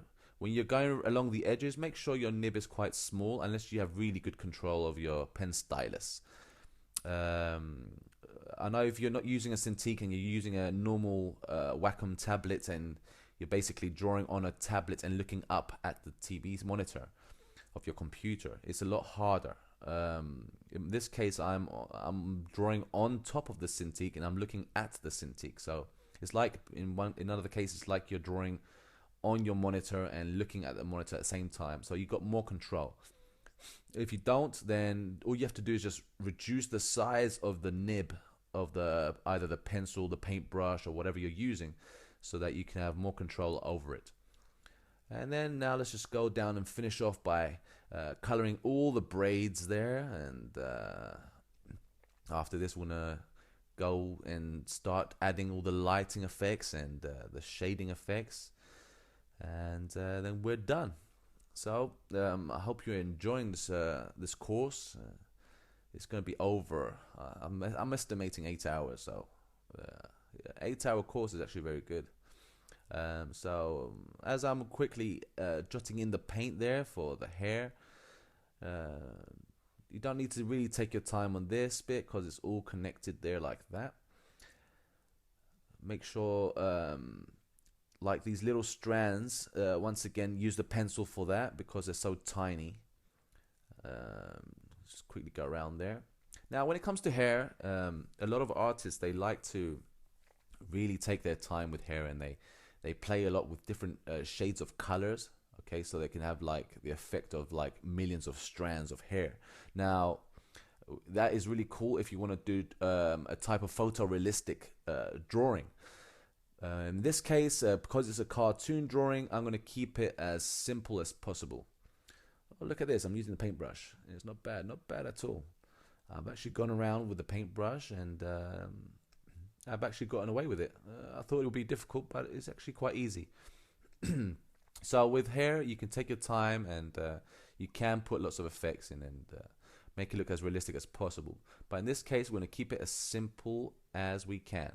Now, what we're going to do now is select the skin tone and create a new layer above it. Okay. Actually, wait, hold on.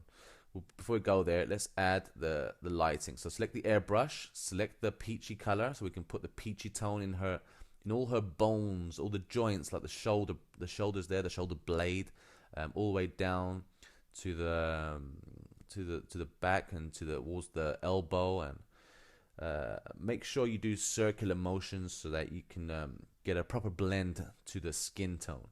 Okay. From the wrist as well up, make sure you have the right size nibs there. Even inside here where the palm is, because it's upside down, so there's obviously gonna be a shadow there. Where else can we start going? Okay, from here onwards we can do the kneecap going both directions, a little bit down towards the shin and a little bit down towards the thigh as well. I know I've put a lot of pressure on it and I've made it very strong, the peach color there, but when we're going to go over it with the white after, so we can blend it in, it won't be so bad, it will blend in. So on the ankles as well, don't forget the ankles. Anywhere where there's joints, okay, we put that peachy color. And that, I don't know why, I've seen this done throughout, many different artists throughout the years, and I like it, and I've been using it as well, and they've been doing it all their life, so why not me as well? Here on the wrist as well, and down the side of the hand, and a little bit under the neck. Now, on the face, remember, under the eyebrows, both eyebrows, peach it up as much as possible. Make her cheeks nice and rosy. Make the brush a bit bigger, and circular motions to blend it in there. And under the neck, of course, because the chin is creating a shadow there. And maybe a little bit here where the underarm is towards the breast. And maybe even where the belly area is, going down. And I think we're done for now. Maybe even on the hips, going around the backside. Yeah, get a bit of flavor there as well.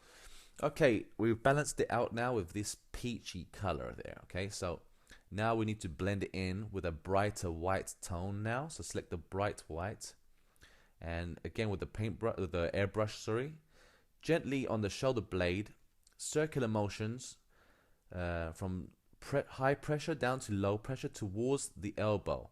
So it makes her shoulder more three-dimensional, making it pop. A little bit there on the elbow as well, and from the wrist going up the forearm towards the elbow. A little bit brighter because it's more smack in the light there. And now let's do the fingertips from a really strong white down to a really low and blending into the beige color of her skin tone. Does that make sense? I hope that makes sense. From the tips of the fingers, make sure it's nice and bright, and it gets lighter as it blends into the skin. Okay. And the same with the other hand as well, and the same with the toes. Now, I'll come back to that after. I'll go from the neck down. Let's blend in let's do it for the kneecap. The kneecap all the way down the shin. Gently, I'm doing circular motions. I know I'm going quite fast here, so I don't know if you can see the circular motions, but I'm actually doing circular motions, except for that part there on the calf muscle.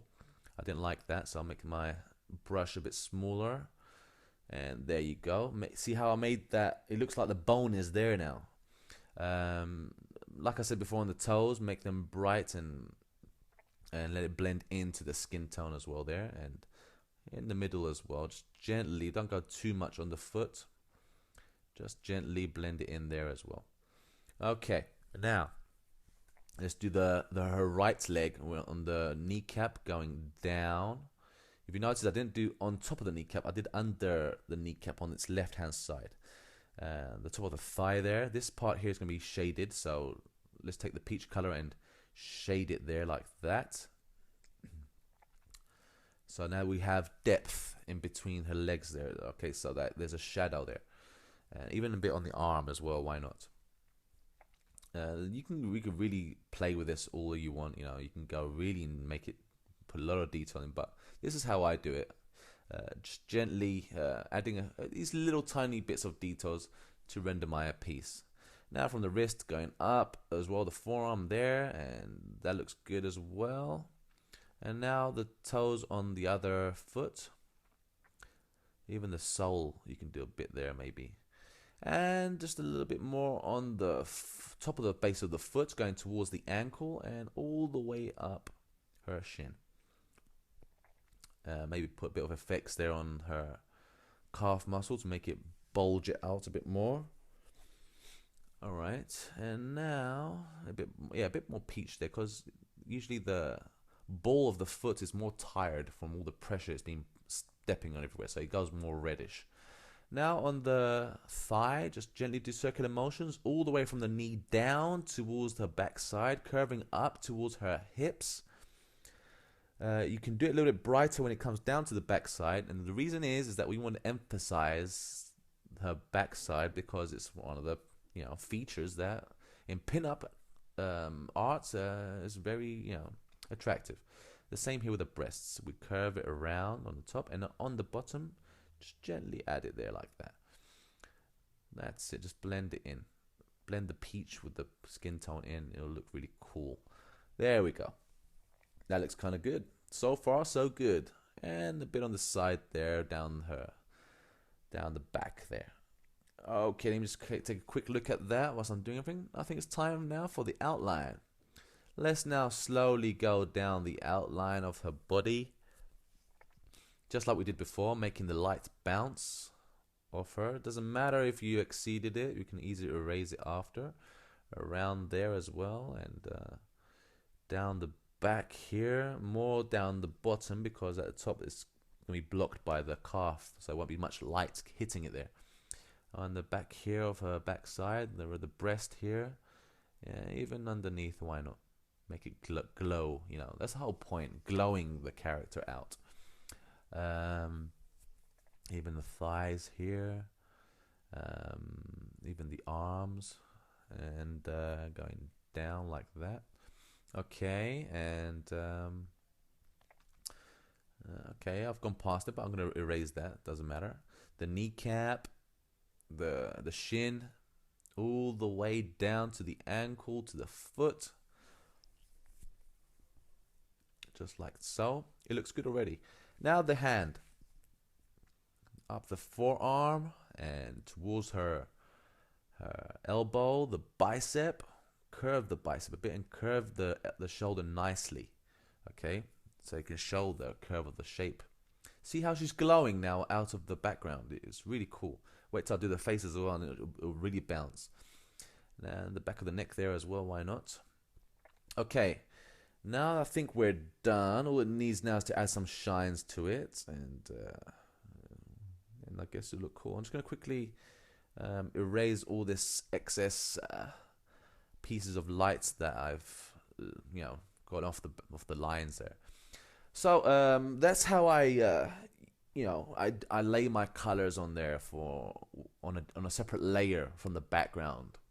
Basically what we did here is, instead of drawing on top of the skin, we've painted the skin, and we're drawing on top of the painted skin. In the first technique, we used the skin as the background. Okay, it's like a cheating sort of thing. It's a lazier way to do it, but it's a cool effect. Now this technique, you're gonna only do it if you want to do if you want to put a background in there. All right, so if you have a background and you want to draw it and put a background in there, this is gonna be the easiest way to do it, because now you have everything on separate layers. And even if I take away the blue background, it's gonna be see-through and it's gonna be transparent, and you can draw your backgrounds. So it makes life easier. A lot of artists actually do it this way. Okay, they use a layer for the skin, and layer for this, layer for that, and layer for the background. So anyway, back to this. Select your airbrush, a white color, and let's add the shines. So the little dot, and gently make the line for the shine, even on the elbow, the wrist as well, and then maybe here on the kneecap, going down, like down the shin, and maybe just a little bit on the calf muscle as well. the ankle here, and I think we're cool. Maybe we need a little bit more on the thigh, but we'll come back to that in a sec. So from this ankle up to the shin, and from the knee up around the thigh, like that, and the breast. Make sure you glow the breasts and the backside. The backside and the breast are things that the guys really want to see when, or the ladies want to see. Depending on who you are and what you like, and or just everyday artists like to see. And make sure I don't overdo it here. I do go crazy when it comes to shining, making the character glow. I just thought I'd put a little peachy color here. I think that might look cool. Yeah, it does look cool. Make it darker there, because it's a shadow. See what I mean? Instead of using a shadow, I use a darker skin tone. Okay. And it looks kind of good. Not bad so far. Maybe here as well. Or is that too much? Let me see that one more time. Not bad. Yeah, not bad at all. Okay, that looks cool. That looks cool. Everything's good. Now, let me just take one quick peek at this from a distance. I didn't like that much too much. I think up to there was okay. I'll take that away. Let me do it one more time. Hold on. All right, let me just gently add that line there. Nope, didn't like that either. Maybe draw the whole thing. Yeah, that's okay. All right, now the face. It's time to do the face. Select your white. Make sure you got your airbrush and zoom in. Okay, now whilst we're zooming in, I'm gonna make a small nib, as small as I can go. Do the eyelids, both eyelids, under the eyebrows to make the eyebrow pop, and underneath the eyelashes. Let me just quickly do the nose here, all the way up like that. Okay, and that's all right. Yeah, we're gonna come down after with from the forehead, so not to worry. Not to worry about that. And here's from the forehead, circular motions coming down towards the nose. And now let's make her cheeks pop out like that. Just gentle circular motions like so. Even here, and even here under the chin. Make a little line there for the outline of it, and on this side an outline. And I think we're done. I didn't like that. Went over the line there, and here under the chin. Just now notice those things. And all that's left now is to maybe add a bit of shadow here with the peach color, because that's where the hair is, and it's like overlapping sort of thing. And maybe even here as well to blend that in, and down the cheek as well, maybe a bit more. Here on this side as well, under here, under the nose. Select white. I forgot to do this bit here. There you go. Okay, that looks cool to me. What do you think? Very good. That looks nice. It looks kind of nice. Now, select the hair and select the white, and let's gently add a bit of tone here, and exactly the same process as we did before with technique number 1. This time I'm using a brighter white and not a pinkish color. And just go around the edges. The reason I'm doing that is because I know that the background is dark, so I can really make it pop. And around the back here as well, like there as well, and here, and down the edges. Not too much though, yeah? Don't put too much. Keep it as simple as possible. Now select the hair color, and let's select a darker tone towards the purple, and then just add in the top here like that. Oh good, I think I put too much. Erase that. Make that a bit brighter than that. Make my brush bigger, so it makes things easier. And the bigger the brush is, the more easier it is to blend the color. The smaller the brush is, the more darker it will come out and more solid. Okay, remember that. Now darken the inner part of the hair where it's overlapping there to make it dark. And a few strands here and there, like that, yeah. Even here, okay. And a little bit here. That's enough. I believe. Okay, I think that's enough. Now, let's do the braids. You ready, guys, for the braids now? Select the white color and pick a strand of each braid and just follow it through. Just a strand. Okay, remember that. Don't do the whole thing. Just a strand of each braid like that. Even across down and over this one and around and left and right and left, right, left, right. Anyway. And then select the darker tone, and we're going to do the bundles that are like hidden, and we're going to do the bundles that are peeking out of nowhere. Just darken them out really nice and dark there. Even this one, dark to light, like that, circular. Even here, dark to light. And here in these little gaps, even this piece here, dark to light, just like so. And we're ready to go. I think that looks kind of cool. Yeah. Now on even this bundle here, I forgot that bit. Now on each strand, I think I should add a little dark strand as well. On each braid. So in each braid you can have a dark and a light straight, like a, what do you call it, a streak of hair or something. On each braid. There you go, even on this one here. Now look at that. Now would you take a look at that? That is kind of good. I like it. It looks cool. Okay, I'm satisfied with that. Now, we're going to do, select the background color and adjust the hue and saturation to about, maybe, let me think. Let me see something here, 1 minute. If I do this hue and saturation, make it, what color should I do this? Or should I just keep it the way I had it? Give me a sec, guys. I just want to see something here. If I play around with these colors, let's see what we can get. Cancel. Okay. Forget that. What I'm going to do is I'm going to select the bucket tool again and select the color. Let me see what colors will look cool. Oh, this looks cool. But no, I don't think I'm going to use that. How about blue? Yeah. Okay, that looks good. That looks kind of good. She really glows there, huh? I like that. I really do like that. All right, now select the paintbrush, select the tone, and I'm gonna do now is just add here where some joints I didn't see them, and I don't know if you can see that, but some places I didn't fill in properly, so just fix that there. Just making sure there's nothing else and everything looks cool. So let's select the hair, which is the first layer, and make a new layer underneath the line art. Okay. Now this time, select a dark blue, okay, and watch this. Paintbrush, and we're gonna paint this like that. You're thinking now, what is this guy doing? He's destroying the page. No. Don't worry. The canvas is okay. She's still there. It's on a new layer, and it's on top of everything and underneath the line art. I'm just selecting the areas where I believe a shadow will hit her face, okay?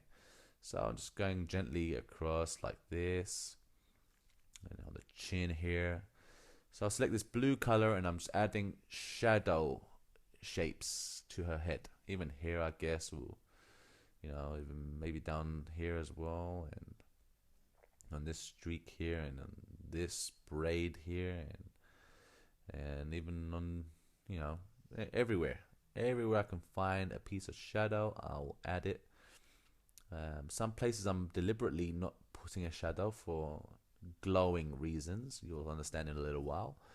Underneath the what do you call it, the neck, and on the wrist here, going up the forearm. Take your time on this. I'm just doing it quite quickly just to demonstrate this to you. This is just a cool little technique. And along her bicep as well, and around her shoulder, like that. Huh? What do you think? Cool. She looks like the Avatar. Anyway, on her breast as well. Don't worry, I'm not spoiling the breasts. They're still there. And what else can we do? Even the hands. Even on the hands, man. Put it on the hands as well, on the fingers. I can just about fit it there. Very good. If you can't get close enough, just zoom in and then do it properly. Okay, and now bigger size for the kneecap, going down the shin, and don't worry if you actually left a piece off if you left the line out, if you exceeded the line out there or something. Don't worry about that. We're gonna fix that in a while. Okay, so we got it up her leg as well, and now I think should we curve right in from the thigh, or should we go under the thigh? Let's go under the thigh.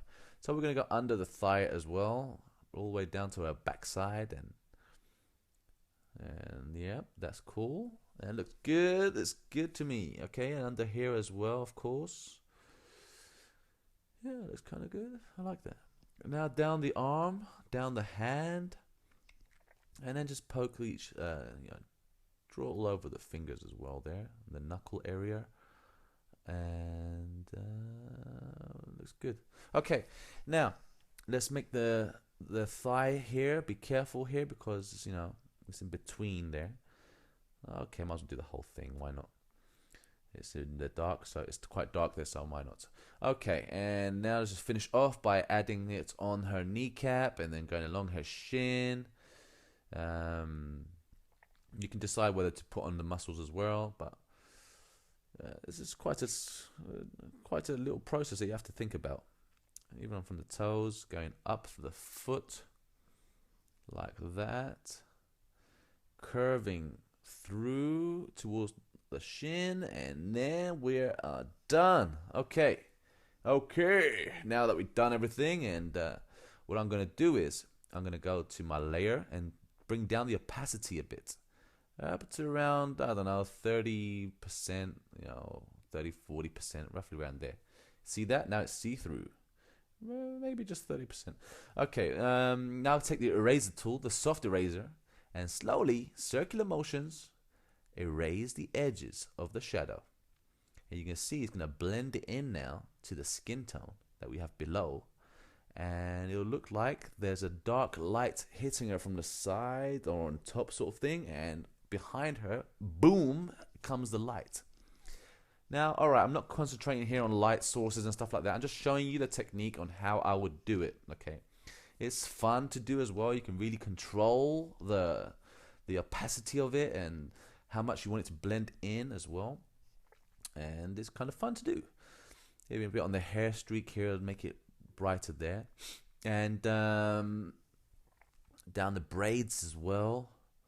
I'm sorry if you hear me sniffing here and there, or I'm not 100% well. Had a really busy month and haven't slept a lot and trying to finish work on deadlines and stuff. So I'm actually struggling to speak clearly, and I haven't been feeling too well. So I do apologize for that. So back to this, and we're coming towards our end of our tutorial now, as whilst we're blending in all this dark blue that we lowered down the transparency to, and we're blending it to the skin tone. See how it blends in, and it has like its extra glow on top. Even after we finish this bit, you can still go back to the opacity and either bring it up or bring it down. It's up to you. You can even go as the layer is selected, you can go up to the hue and saturation, which is in the image edit mode, and you can play around with the colors there as well. It's a cool process. So you can, depending on the background and what colors there are, you can really play around, see if that color suits the image. And for this case, I think it's actually kind of cool. It looks alright. And let me just do the foot here as well, and finish the foot there, and just gently do circular motions. Circular is a must. Do not go you can do straight on specific parts of the body, but mostly do circular to blend. Circular motions works, and it looks really good. Okay, see how it glows there on the kneecap. It looks really good. Now make it a bit bigger. I think the size there of the brush to bring it down the thigh. Really blend it in. If there's any lines that you left back that you didn't erase properly, you just go over it again even more gently. Okay, and it will fit into place. All right, that looks good. Now we got to do is the bottom part here, and we should be done. And that looks kind of good. I like it. And now the rest of the arm here, just gently erase it and smooth it out. And as you can see, she's now got this shadow all over her. Okay, I'm just going to take a quick look at this and see if I haven't left anything out. Like here on the nose here, it should be blended a bit more along the nose area there, and even on the lips as well needs a bit there as well. We blend that nose bit there. Actually, might to get it away from the nose, let it pop the nose a bit. And the lips here, half of the lips, I'm doing it on half of it and leaving some shadow in there. And there you go, huh? What do you think? It looks kind of cool. I really like that. All right, now if you really want to go over the top and add another layer and put light this time, then you can do. And you know, on the other side, you can draw white all over her in the place where you think the light will bounce off, and slowly erase that as well and make it look really circular. That would be kind of cool as well. But I think we're done now. Let me just erase anything that's exceeded the line art. So I want to penetrate it so that it doesn't go through the line art and not past the line art. Let me see, anything else that needs to be done besides that. So I'm just gonna tweak here and there and add some color. Okay, it looks kind of good. Let's just darken the line there because I did go over it too much and it hid it there. Right, so that is how. That's another cool technique that I use. I hope you enjoyed that, and I might show you something on the background.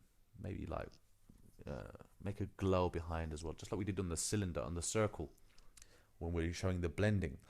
I might do the same thing with that. So let's select the background, choose the airbrush, select a white or a, actually let me do the shadow first. So let me quickly do the shadow. So on the background layer, just draw the shadow. It's easier to do the shadow now because it's on a separate layer of the background. So it's easier to blend in like that. Okay, and here as well, make it darker when you believe it's darker, make it lighter where you believe it's lighter. So wherever she's closer to, like here where the hand is, it should be darker because it's blocking a lot of the light. And you know, same here where the foot is as well, I guess. Underneath here where the kneecap is, there's a gap there. Even here where the ankle. Okay, I think it looks kind of cool. All right, now take a step back, have a look at it. If it looks good, then we can carry on. Yes, okay. Now select a bright color this time. Maybe a bright blue. It's a whitish blue color. I'm still on the background color, on the background layer, sorry. And I'm just gonna add in some light around her to make it glow even more. I mean, look at that. That's kind of good. Don't go below her legs. Don't go below where she's sitting. Just around from basically from her waist up, sort of thing. And that's good. And that looks very good. Yes, okay, I'm happy with that, and I hope you're happy with that too. You can even select a white and go over it again just to make it even more brighter towards her, so it blends in more. All right, let me see this. It's kind of good. I'm actually happy with this. So yeah, that's it. I think we're done for now. Oops, that's my Cintiq options that I have there for writing. So we close that, sorry. Pardon me for that. So that's it, guys. I hope you enjoyed this course and I hope you learned something from this. Thank you for purchasing and supporting me and Cherry in this whole venture that we're going through. So see you guys on the next tutorial. So bye-bye for now.